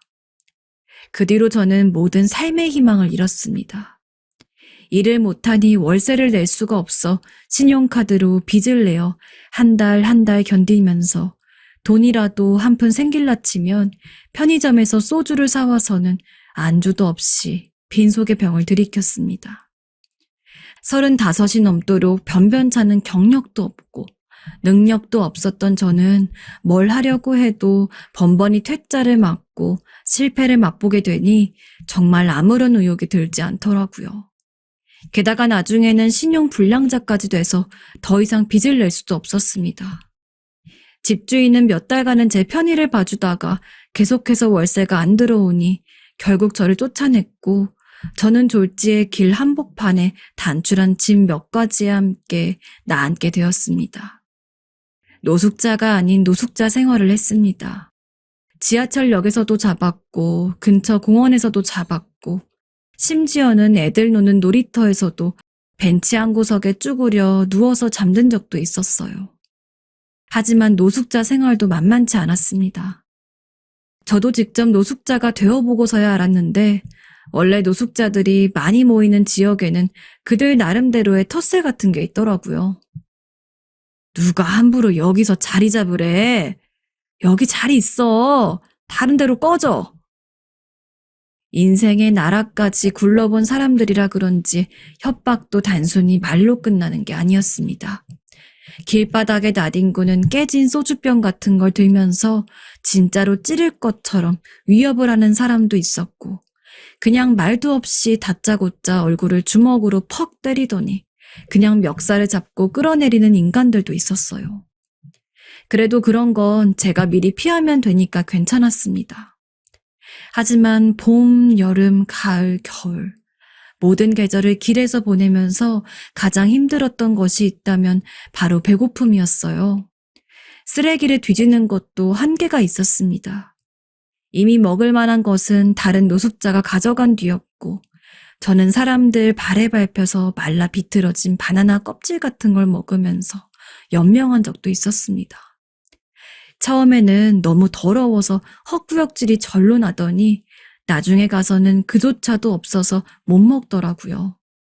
그나마 공원 등에 수도가가 있어서 물은 마음껏 마실 수 있던 것이 천만 다행이었습니다. 아무리 굶주리고 힘들어도 남의 물건에 손을 대서는 안 된다고 배워왔는데 정말 못 먹어서 굶어 죽을 위기에 처하니까 눈에 뵈는 게 없었어요. 처음에는 그냥 눈으로라도 코로라도 이 배고픔을 좀 채워주고 싶어서 마트에 들어간 건데 나중에 정신을 차리고 보니까 제 점퍼 안에는 몰래 숨겨온 과자 한 봉지와 빵 한 봉지가 있었죠. 자괴감에 울면서 먹었습니다. 그 와중에도 거의 몇 달 만에 제대로 씹을 만한 게 입에 들어오니까 침이 잔뜩 고이고 배는 우렁차게 울고 이상한 만족감이 들어서 먹는 걸 멈출 수가 없더라고요. 처음이자 마지막 도둑질이라고 생각하려 했습니다. 하지만 이미 한번 맛봐버린 맛이라 그런지 마트를 지나갈 때마다 참을 수 없는 충동이 느껴졌죠. 우유, 빵, 과자, 어느샌가 저는 매일같이 마트에 들어가서 작은 먹거리를 하나씩 훔치는 것이 습관이 되었습니다. 물론 그러다 보니까 가끔 더 큰 욕심이 나기도 했지만 이미 죄를 저지르고 있는 상황에서 더 무언가를 바라는 건 안 될 거라고 생각하고 최대한 마트에 큰 피해가 안 갈 만한 아주 작은 물품들만 집어왔어요. 물론 애초에 도둑질 자체가 마트 입장에서는 나쁜 일이죠. 훔치면서도 너무 죄송스럽고 하고 싶지 않았지만 만약에 제가 그 상황으로 다시 돌아간다면 솔직히 도둑질을 절대 안 할 거라고 장담은 하지 못하겠습니다. 당시 저는 그만큼 절박했거든요. 그렇게 도둑질을 한 3달 정도 했을 거였습니다. 당시 저는 쓰레기장에서 빗대 하나가 부러진 텐트를 주워서 동네 인근 뒷산에 엉성하게나마 설치를 하고 그곳에서 지내고 있었죠. 물건을 구경하는 척 어슬렁거리다가 마트 안으로 들어가서 그날 먹을 한 끼 분량의 빵이나 우유를 챙겨서 나오면 재빨리 뛰어서는 텐트가 있는 곳으로 돌아와 허겁지겁 식사를 했습니다. 그리고 그날도 마찬가지로 도둑질을 할 생각이었어요. 몇 달째 갈아입지 못한 낡은 점퍼 안에 크림빵 하나를 숨기고 두리번거리다가 밖으로 나오려는데 누군가 제 어깨를 턱 잡았습니다. 저기요, 저랑 잠깐 얘기 좀 합시다. 딱 걸렸구나 싶었죠. 만약에 도둑질했던 걸 현장에서 잡히면 정말 큰일이 날 것 같아서 저는 남자의 손을 확 뿌리치곤 길가로 달려나갔습니다. 그 와중에 훔쳐온 크림빵을 놓치고 싶지 않아 손에 꼭 쥔 상태로요. 눈이 잔뜩 내렸던 겨울이었던지라 빙판에 수십 번을 미끄러질 뻔했습니다. 그래도 계속 달렸습니다. 그러자 남자는 뒤에서 안 잡을 테니 조심하라고 천천히 가도 된다고 소리를 지르더군요. 놀라긴 했지만 그런 식으로 해서 절 잡으려는 수법이라고 생각했습니다. 숨이 턱끝까지 찰 정도로 달려서 텐트까지 돌아오고 나서야 비로소 안심이 되더라고요. 하지만 며칠간은 눈치가 보여 마트에 가지 못했습니다. 비록 하루에 한 끼, 그것도 제대로 된 밥은 한 번도 먹지 못했지만 어쨌든 먹을 수 있는 음식으로 배를 채우다 보니까 하루만 굶어도 배에서 꼬르륵 소리가 났고 난리더라고요. 억지로 잠을 청하면서 배고픔을 잊으려고 노력했습니다. 입구에서 등을 돌린 채 몸을 웅크리고 가만히 누워있는데 텐트 근처에서 부스럭 소리가 났습니다. 가끔 가다가 등산하는 사람들이 지나가곤 해서 이번에도 그런 사람이라고 생각을 했는데 그 인기척은 10분이 넘도록 텐트 주변을 떠나지 않더라고요. 뭐 하는 사람인가 싶어 지퍼를 열고 내다봤더니 그때 마트에서 저를 잡았던 남자였습니다. 너무 놀라서 도망갈 준비를 하자 남자가 황급히 말했습니다. 해코지 하려고 온 거 아닙니다. 안심하세요. 손에는 라면과 버너, 그리고 소주 한 병이 들려 있었죠. 남자는 제 텐트 근처에 버너를 넣고 냄비에 물을 올려 라면을 끓였습니다. 맛있는 냄새가 나니까 저절로 긴장이 풀어지더라고요. 슬쩍 눈치를 보며 라면을 먹기 위해 나가자 남자는 자신이 마트 사장이라고 했습니다. 사실 이전부터 저희 마트 물건 훔쳐가는 건 알고 있었습니다. 막상 그렇게 마트 사장을 직접 눈앞에 두니 너무 면목이 없더라고요. 그래서 고개를 꾸벅 숙이며 죄송합니다만 연발했습니다. 배고픔으로 인해서 정말 지켜야 할 인간의 도리를 잊어버린 느낌이었어요. 하지만 마트 사장님은 제 사과에도 별다른 반응을 하지 않았습니다. 오히려 가만히 끓고 있는 라면을 보다가 소주 뚜껑을 따서는 종이컵에 한 잔 따라 저에게 넘겨줬죠. 다 괜찮으니 술이나 한잔 합시다. 제가 이렇게까지 밑바닥 인생을 살기 시작한 이후로 이처럼 저를 아무렇지 않게 대해주는 사람은 처음이었습니다. 한 잔, 두 잔, 술잔을 기울이다 보니 애써 잊으려고 노력했던 제 옛날 이야기들이 방언처럼 술술 터졌습니다.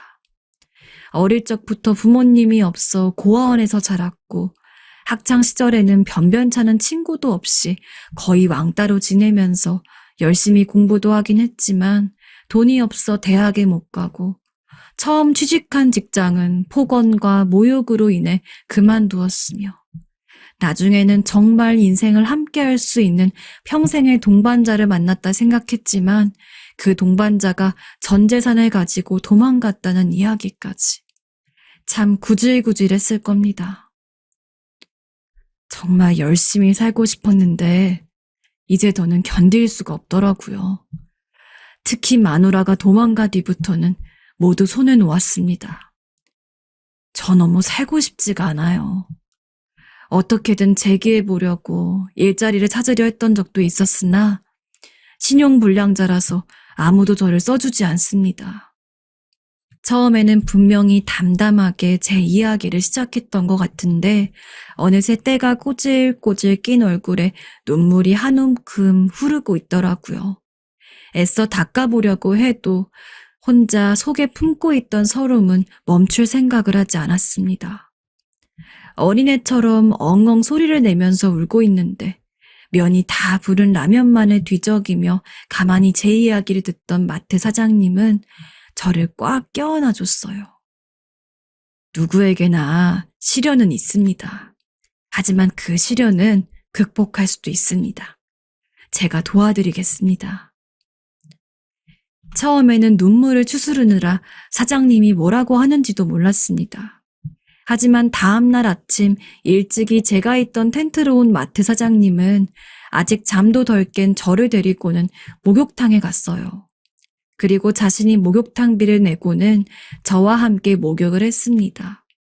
너무 오랜만에 씻어서 어색하긴 했지만 한결 깨끗해진 저를 보니 기분이 상쾌했어요.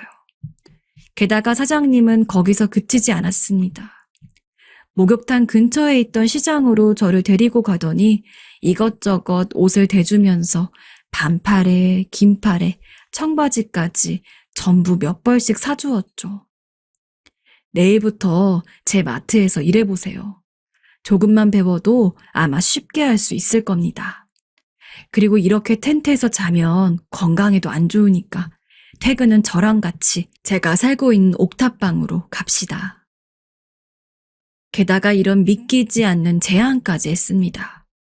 솔직히 너무 감사드렸지만 한편으로는 왜 저한테 이렇게까지 잘해주는지 얼떨떨했어요. 그래도 마치 하늘에서 내려준 동화줄 같은 이 기적을 마다할 수는 없었습니다. 하얀 쌀밥에 장조림, 김치, 밥다운 밥을 몇 끼나 챙겨 먹고 사장님 따라 마트에 가서 정말 뼈 빠지게 일했습니다. 단 한순간도 한눈 팔지 않고 조금이라도 더 일을 능숙하게 하기 위해 최선의 노력을 다했어요. 하지만 그럼에도 불구하고 사람인지라 실수를 했습니다. 가끔 계산을 할 때도 잘못된 품목을 바코드에 찍기도 하고 그럴 땐 괜히 일하는 동료들에게도 사장님에게도 면목이 없었죠. 허나 사장님은 아니에요. 실수는 누구나 할 수 있습니다. 다음부터 더 열심히 합시다, 우리. 라고 말하며 기분 좋게 웃어 넘기셨습니다. 사장님의 이런 신뢰 덕분에 저는 더 일에 매진할 수 있었고 동료들에게도 폐가 되지 않기 위해 더 열심히 일했던 것 같아요. 그 덕분에 처음에는 저를 좋게 보지 않았던 사람들도 어느새 한 가족처럼 받아들여 주더라고요. 처음에 사장님이 진호 씨 데리고 왔을 땐 괜히 사장님 믿고 일도 설렁설렁 할 것 같고 해서 경계했는데 이제 보니 사람이 진국이야. 그래요? 응, 괜히 텃세 부려 미안해. 전에도 사장님이 데려오신 사람들이 있었는데 전부 일 좀 하다가 그냥 나가버렸거든. 그런 일이 있었어요? 알고 보니 사장님은 저 말고도 여러 명을 도와주시려 한 적이 있었던 것 같았습니다. 근데 그 사람들이 사장님 호의만 받곤 먼저 박차고 나갔다고 하더라고요. 저는 그때 몇 번을 그런 일이 있으셨으면서도 저를 도와주시는 사장님의 뜻이 처음으로 궁금해졌습니다. 그래서 언젠가 사장님과 함께 또 술을 마시면서 왜 저한테 이렇게 잘해주시냐고 물었습니다. 그때 사장님은 잠시 망설이더니 천천히 자신의 과거 이야기를 해주시더라고요. 사장님 역시 과거 저와 비슷한 느낌으로 산 적이 있다고 하시더군요.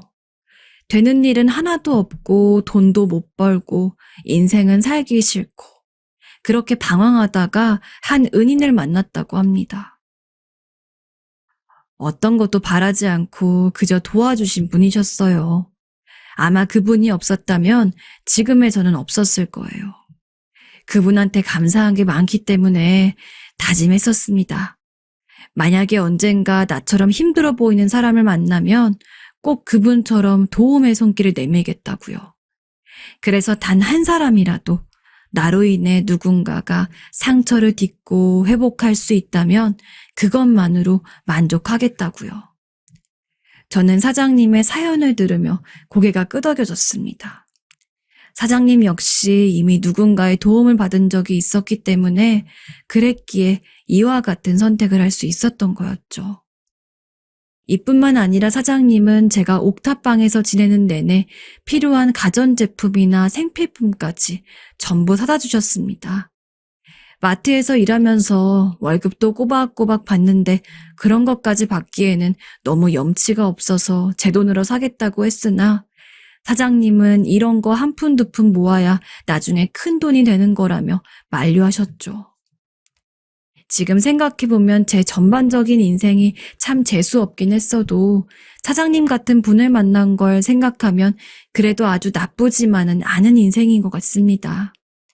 지금은 사장님 덕분에 신용도 역시 조금씩 회복해 나가고 있고 계속 마트 일을 하다 보니 적성에도 맞는 것 같아 나중에는 사장님과 같이 마트를 운영하는 것이 꿈이 되었습니다. 불과 얼마 전까지만 해도 그냥 이 세상에서 목숨 하나 부지하면서 사는 것조차 힘들다고 생각했는데 이제는 사장님 덕분에 희망찬 미래가 보이고 있어요. 다시는 예전처럼 좌절하지 않고 저와 비슷한 상황에서도 힘을 내서 일어섰던 사장님을 본받아 꼭 성공해서 그간의 빚을 100배 넘게 갚으려고 합니다. 그리고 나중에 저 역시 성공하면 꼭 저와 같은 사람들을 돕고 싶어요. 사장님 너무 감사하고 사랑합니다.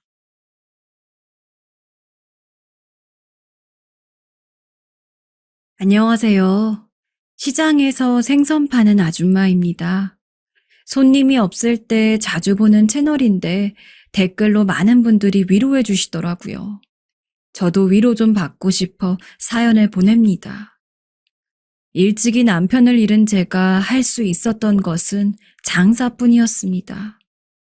저 한 번 건사하는 것이라면 뭐 어디에서 어떻게든 일하면 못 살겠냐마는 당시 제게는 눈에 넣어도 안 아픈 딸이 2명 있었어요.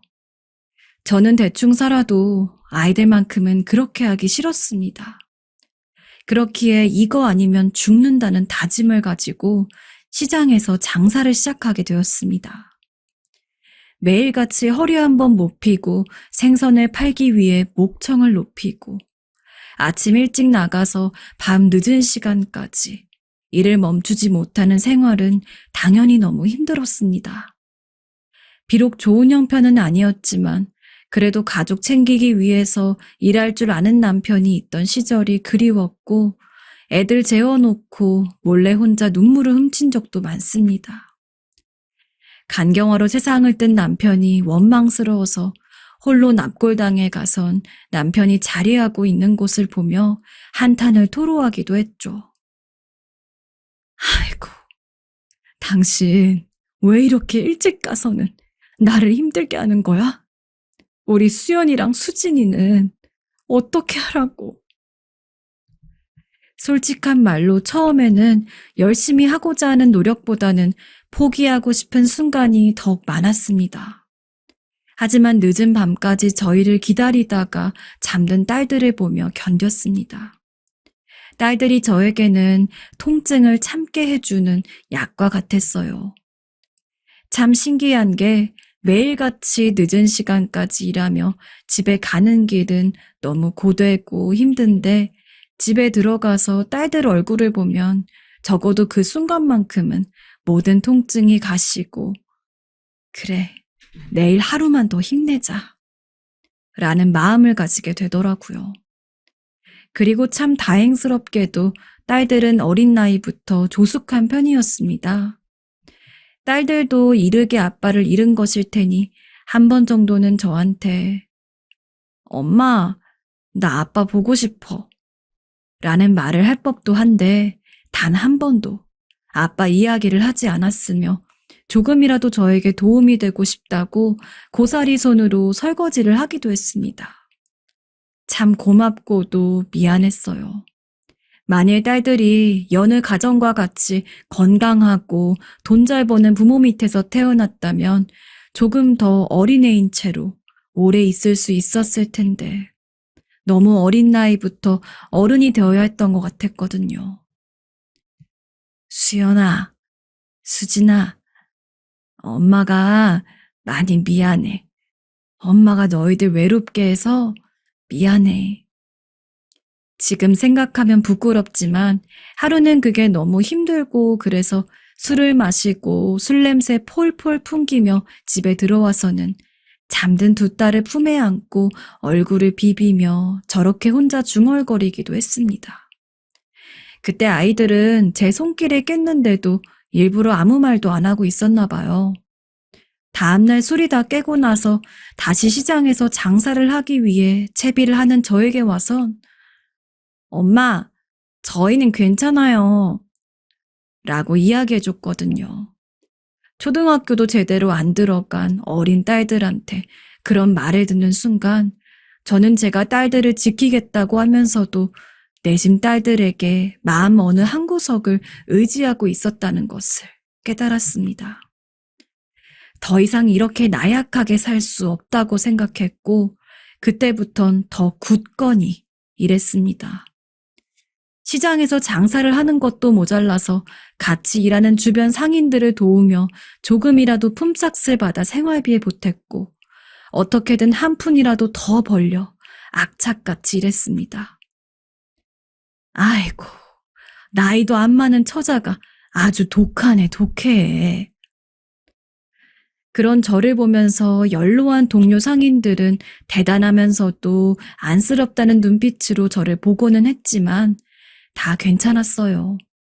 확실히 시장에서 생선이나 팔기에는 그리 많은 나이가 아니었지만 저는 그 당시 뭘 가리고 안 가릴 처지가 아니었으니까요. 곧 딸들이 초등학교에도 들어갈 테고 나중에 중학교, 고등학교, 그리고 대학까지 보내려면 하루가 멀다 하고 일에 집중해야 했으니까요.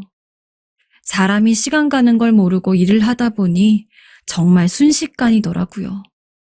아직 어려서 말도 제대로 못하던 애들은 금세 교복을 입을 정도로 훌쩍 커서는 고등학생이 되었고 젊었던 저도 이제는 완연히 아줌마라고 불릴 수 있을 정도로 나이가 들었습니다. 젊은 시절 고생하느라 다 떠나보내기는 했지만 아쉽지는 않았습니다.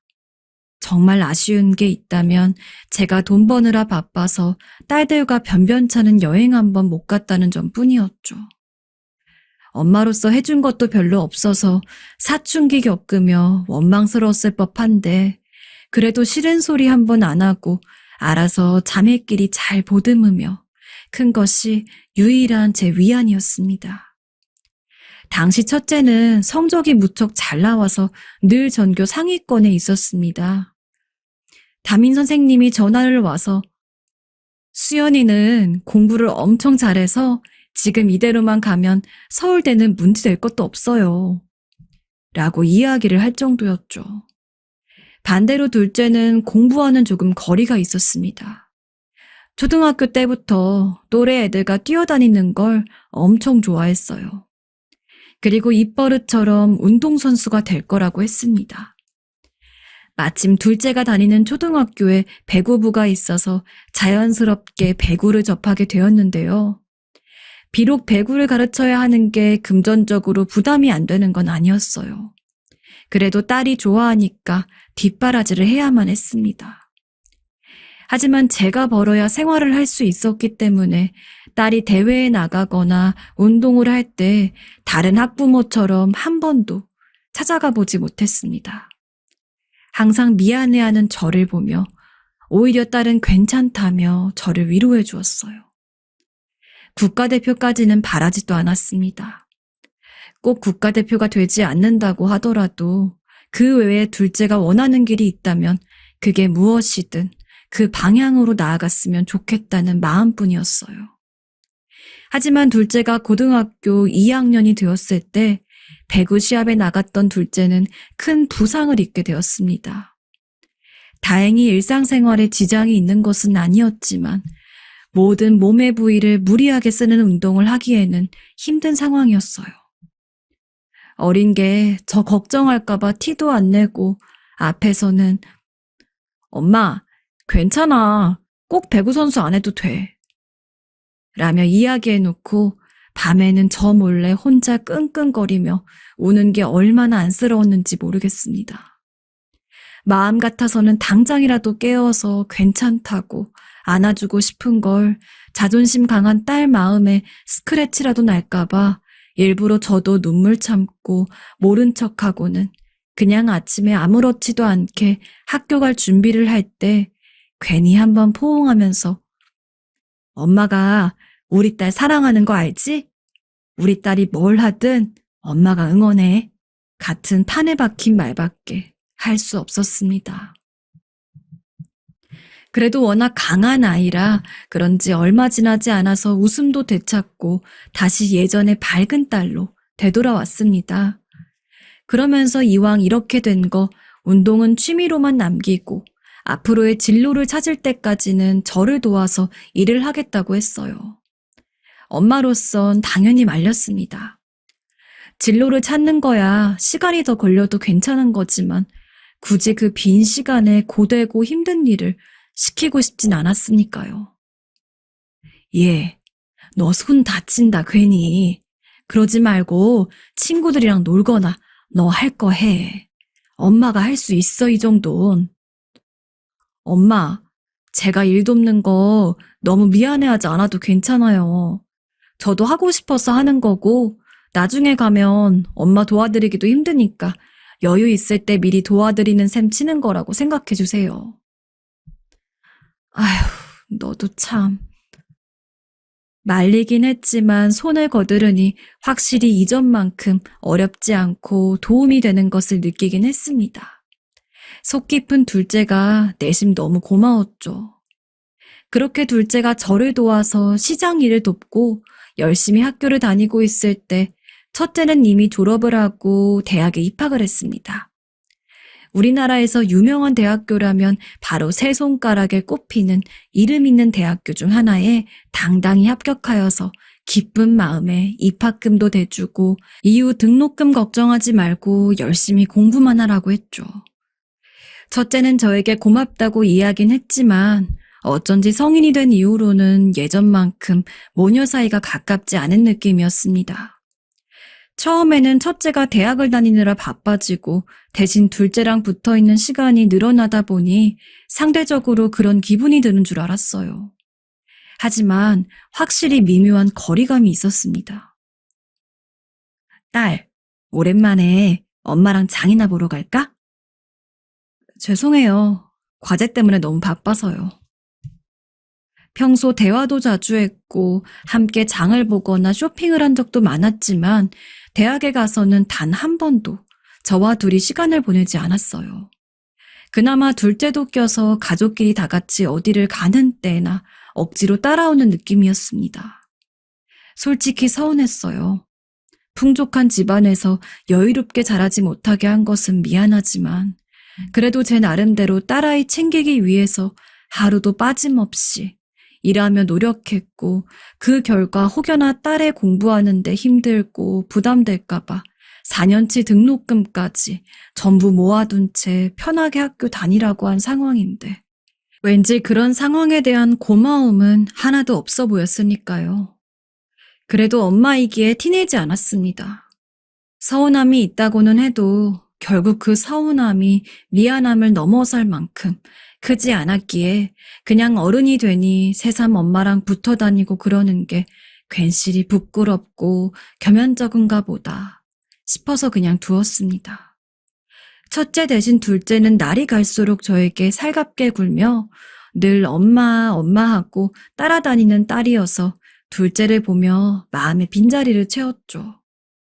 아이 둘이 모두 성인이 되고 난 이후에는 아무래도 이전만큼 신경 쓸 게 없어서 그런지 좀 더 시간이 느리게 갈 거라고 생각했는데 오히려 어른이 되고 나니 하루하루가 정말 쏜살같이 지나가더군요.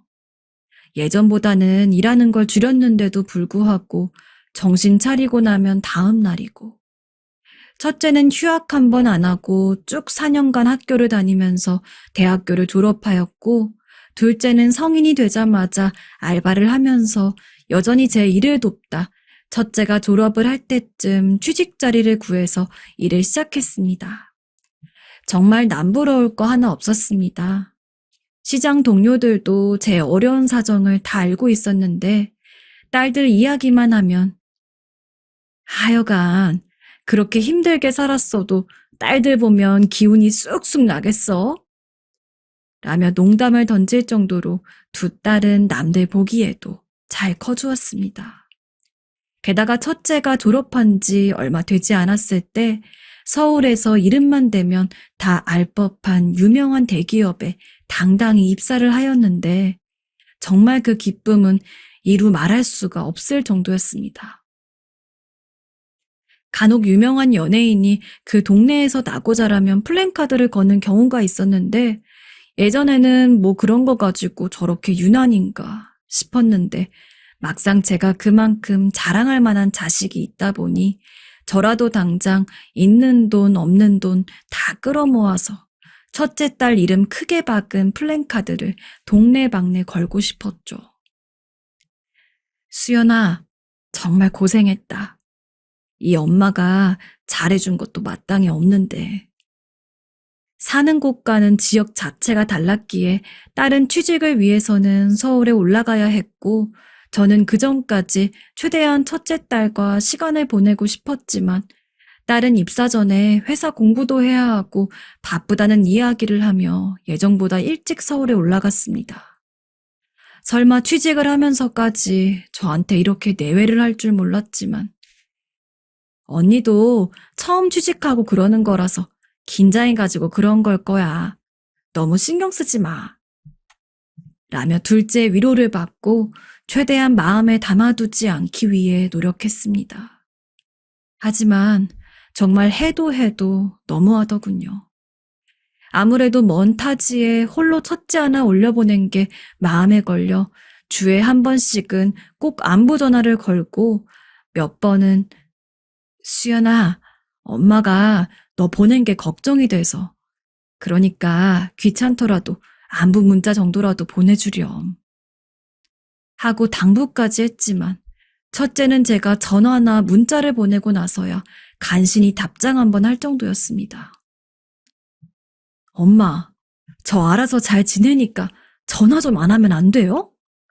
전화 일일이 받는 거 얼마나 귀찮은지 알아? 왜 이렇게 사람을 귀찮게 해? 어느 날은 이렇게 화를 낼 정도였습니다. 당황스러웠죠. 제가 뭘 그리 잘못했다고. 심지어는 명절 때도 고향에 오기는커녕 그때조차 연락이 없었으니 말 다 했죠. 딸의 안부를 알기 위해서는 가끔 바뀌는 카톡 프로필 사진을 보는 것이 유일한 방법이었습니다.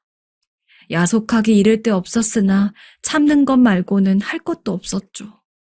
그렇다고 서울까지 쫓아가서 왜 그렇게 연락을 안 하냐며 뭐라고 할 수도 없었으니까요.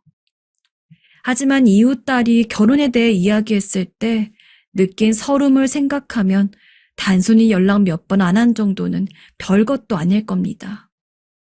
딸이 처음 입사한 기업에서 5년 정도 근무했을 때였을 겁니다. 그래도 그때는 둘째가 첫째에게 뭐라고 했는지 가뭄에 콩나듯 먼저 연락을 줄 때도 있어서 그럭저럭 만족하며 지내고 있었어요. 그러던 어느 날 첫째에게 연락이 왔길래 오랜만에 안부 전화인가 보다 싶어서 받았더니 딸이 이런 이야기를 했습니다. 엄마, 나 결혼하고 싶은 사람이 있는데 결혼 자금 좀 줄 수 있어요? 엄마가 예전에 나랑 수진이 결혼 대비해서 모아둔 돈 있다고 그랬잖아. 결혼 자금을? 얼떨떨했습니다. 모아둔 돈이 있는 것도 맞고 그걸 딸아이에게 이야기한 적이 있는 것도 맞는데 대뜸 아무런 이런 방구도 없이 결혼 자금만 달라고 하니 놀랄 수밖에요. 일단 최대한 당황스러움을 숨기곤 그래, 좋은 사람 만났나 보네. 그러면 인사는 언제 오게? 라고 물었더니 인사? 가기 힘들 것 같은데? 라고 하더라고요. 뭐? 인사를 못 온다고? 아니, 아무리 멀리 살아도 결혼을 하는데 부모님한테 인사도 안 시켜주는 법이 어디 있습니까? 허나 첫째 딸은 계속 안 된다고 고집했습니다. 너 바쁜 거 아는데 그래도 결혼까지 하면서 어떻게 엄마한테 사위도 안 소개시켜줘. 수진이도 자기 형부가 누구인진 봐야 할 거 아니야. 신랑이 외국에서 사업하는 사람이라 지금도 외국에 있는데 여건상 바로 소개해주기가 힘들어. 그래서 결혼식도 외국에서 그냥 간단하게 올릴 거야. 소개는 신랑이 한국에 들어오면 그때 해줄게요. 아무리 그래도 그렇지. 딸이 결혼하는데 엄마로서 사위 얼굴 한번 못 본다는 게 좀 그렇지. 잠깐이라도 짬내서 얼굴 보여주는 게 맞지 않겠니? 엄마, 됐어요. 누가 요새 그렇게 고리타분한 원리 원칙 다 지켜요? 요즘은 안 그래. 네 신랑 될 사람도 결혼까지 생각하고 있으면서 자기 부인 부모한테 인사도 안 드리려고 그러냐 등등 이야기를 했지만 첫째는 심드렁하게 엄마는 아무것도 모르잖아요. 무식하게 내가 어련히 알아서 소개시켜 줄까? 어떻게 바쁜 사람을 마음먹은 대로 한국에 오라 마라 해요? 라면서 제 뜻을 안 굽혔습니다. 그때만큼 서운했던 때도 없지만 그래도 딸아이 말이 아주 틀리지는 않았기에 그냥 제가 굽혔고 모아두었던 1억을 계좌로 보냈습니다. 그래, 네가 잘하겠지. 돈 보냈다. 그리고 결혼하고 상황 나아지면 꼭 소개시켜줘야 한다. 내가 맛있는 거 차려놓을 테니까. 알겠지? 네, 알았어요. 바빠서 그만 끊을게요. 딸아이는 보낸 돈에도 고맙단 말 하나 없었습니다. 그래도 기다리면 나중에 연락이 오겠지 하면서 시장 일에만 집중했습니다. 하지만 2주가 지났는데도 연락이 없더군요. 먼저 슬쩍 결혼은 언제 하냐고 문자를 보냈지만 답도 없었습니다. 문자도 안 되는 마당에 전화는 받을 리가 없죠. 하루라도 빨리 소식이 듣고 싶어서 한동안은 장사에도 집중이 안 되더군요. 그러던 어느 날이었습니다. 엄마, 이거 언니 SNS인데 혹시 봤어? 둘째가 퇴근하고 집에 와서는 제게 딸아이 SNS라는 것을 보여주었습니다. 전 핸드폰으로 전화랑 메시지만 간신히 쓰는 사람이라 사용할 줄 몰랐지만 어렴풋이 그게 뭔 줄은 알고 있었고 딸아이도 SNS를 한다는 이야기는 들었었죠. 하지만 그렇게 직접 SNS를 본 건 처음이었습니다. 둘째가 보여준 SNS엔 첫째 딸과 아마도 첫째 남편 될 사람으로 보이는 남자, 그리고 식탁에 잔뜩 차려진 음식과 밑에 메시지에는 드디어 상견례, 너무너무 설레고 떨렸다. 우리 어머님이랑 아버님 완전 멋쟁이. 예비 시부모님 최고. 라는 글이 있었죠. 순간 손이 덜덜 떨렸습니다. 신랑이 외국에 있어서 어렵다느니, 나보고 무식하다느니, 어쩌고 저쩌고 하면서 신랑이 바빠 결혼 먼저 간소하게 할 거고 나중에라도 오면 소개시켜 주겠다고 해놓은 애가 정작 자기 엄마는 아무런 소식도 몰랐는데 자기 시부모 될 사람만 모셔놓고 상견례를 했다는 게 너무 어이가 없었습니다. 아니, 언니 진짜 너무한 거 아니야? 어떻게 이럴 수가 있어? 기가 막혀. 둘째는 길길이 화를 냈고 저는 머릿속이 정리가 안 돼서 한동안 아무 말도 못했습니다. 아까도 말했지만 부족함 없이 키우지는 못했을지언정 첫째 잘 되라고 제 인생은 하나 없이 살았다고 자부합니다. 저는 못 입고 못 먹어도 자식들만큼은 그러지 않았으면 좋겠어서 매번 좋은 것들로만 밥을 차렸고 좋은 것들로만 손에 쥐어주고 그랬습니다. 그렇게까지 힘들게 살았는데 어떻게 배은망덕하게 이럴 수가 있나요? 할 말을 정리한 후 둘째 번호로 첫째에게 전화를 걸었습니다. 보니까 제 번호는 피하는 것 같고 그래도 지 동생 번호라면 받지 않을까 싶어서요. 여보세요? 아니나 다를까 제 전화였으면 이미 몇 번은 부재중 전화로 넘어갔을 텐데 동생 전화라고 한 번에 받았죠. 엄마다 하고 이야기하니 엄마가 수진이 번호로 갑자기 무슨 일이야? 라며 당황한 기색이 만연하더군요. 그러면서 여기 외국이라 시차가 달라서 곧 자야 하는데 바쁜 거면 다음에 전화해줘요. 라며 끊으려 드는데 그때까지도 거짓말을 친다는 게 너무 화가 나서 나 다 알고 있다. 너는 시부모 될 사람이랑 상견례 하면서 어떻게 엄마를 그 자리에 안 부를 수가 있어? 라며 화를 냈습니다. 엄마는 그런 것도 이해 못 해줘? 나라고 시댁에 부모님 소개 안 시켜주고 싶은 줄 알아? 우리 시부모님 둘 다 교수님이신데 엄마가 상견례 나가면 내가 뭐가 되겠어? 게다가 곧바로 이어지는 딸의 말은 더욱 가관이었습니다. 차마 글로 쓰기 민망할 정도입니다. 내가 오죽했으면 대역을 써서 상견례를 했겠냐고. 충격적이었습니다. 저는 지금까지 그냥 저 없이 시댁 식구한테 인사를 했다고만 생각했는데 부모 대역을 불러서 진짜 상견례를 치른 것이었습니다. 상상도 못했던 이야기에 할 말을 못 찾았습니다. 제가 마치 세상에서 가장 못난 사람이 된 것 같았어요. 그러다 간신히 분노를 잠재우고 아무리 그래도 그렇지. 결혼은 집안끼리 하는 건데 지금이라도 솔직히 말해라. 그래야 네 결혼식에라도 내가 가지. 라며 첫째를 설득하려 했습니다.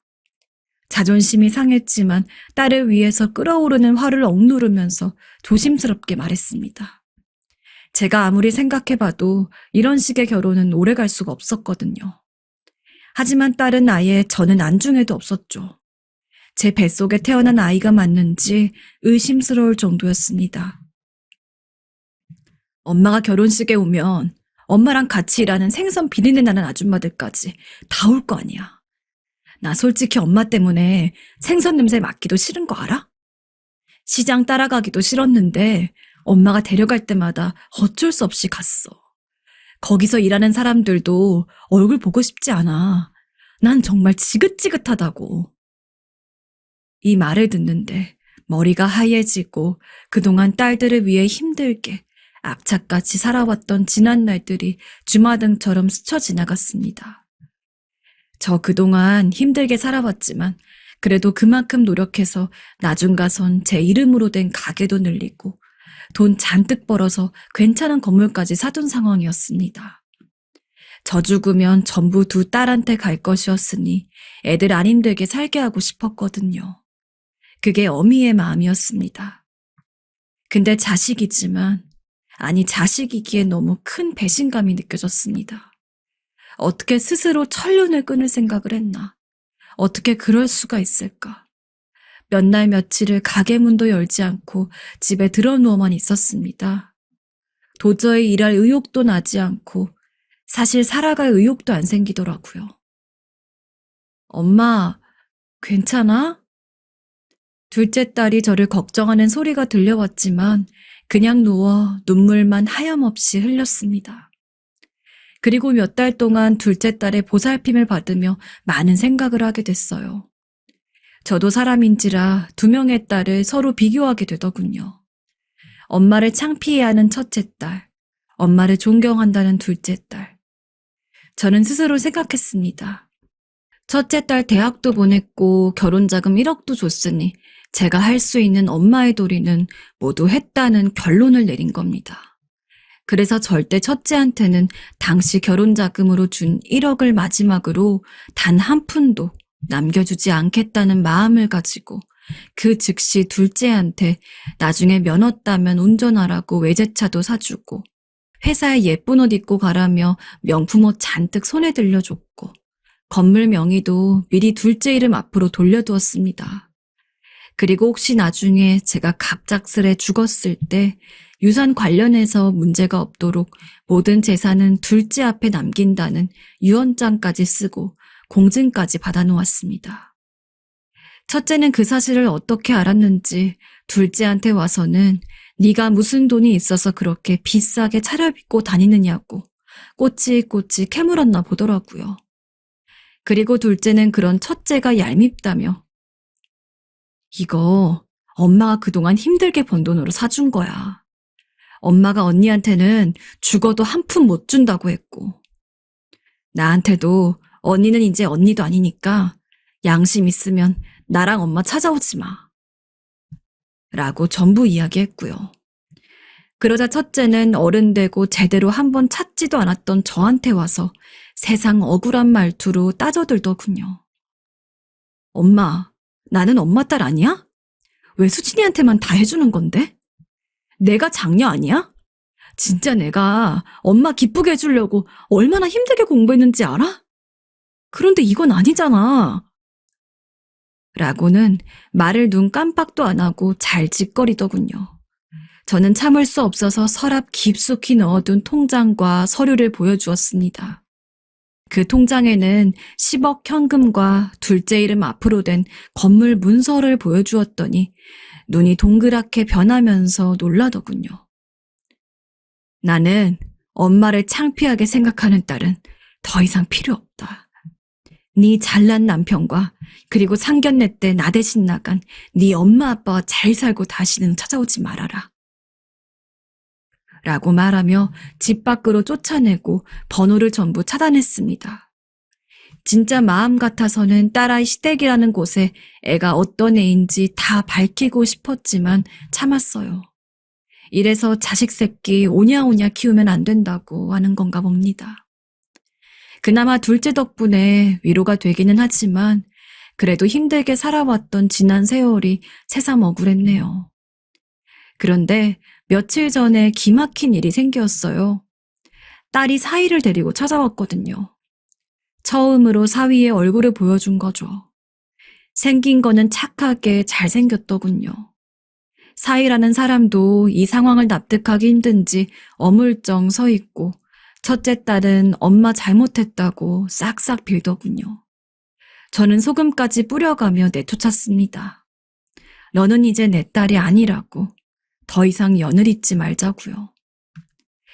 하지만 솔직히 말하면 딸을 버린 어미의 마음이 편치만은 않습니다. 이대로 평생 첫째 딸과 연을 끊고 살아야 된다고 생각하니 조금 두렵기도 하고요. 시간이 지나자 점점 두렵기도 하고 행복이란 도대체 무엇인지 사색에 잠기기도 합니다.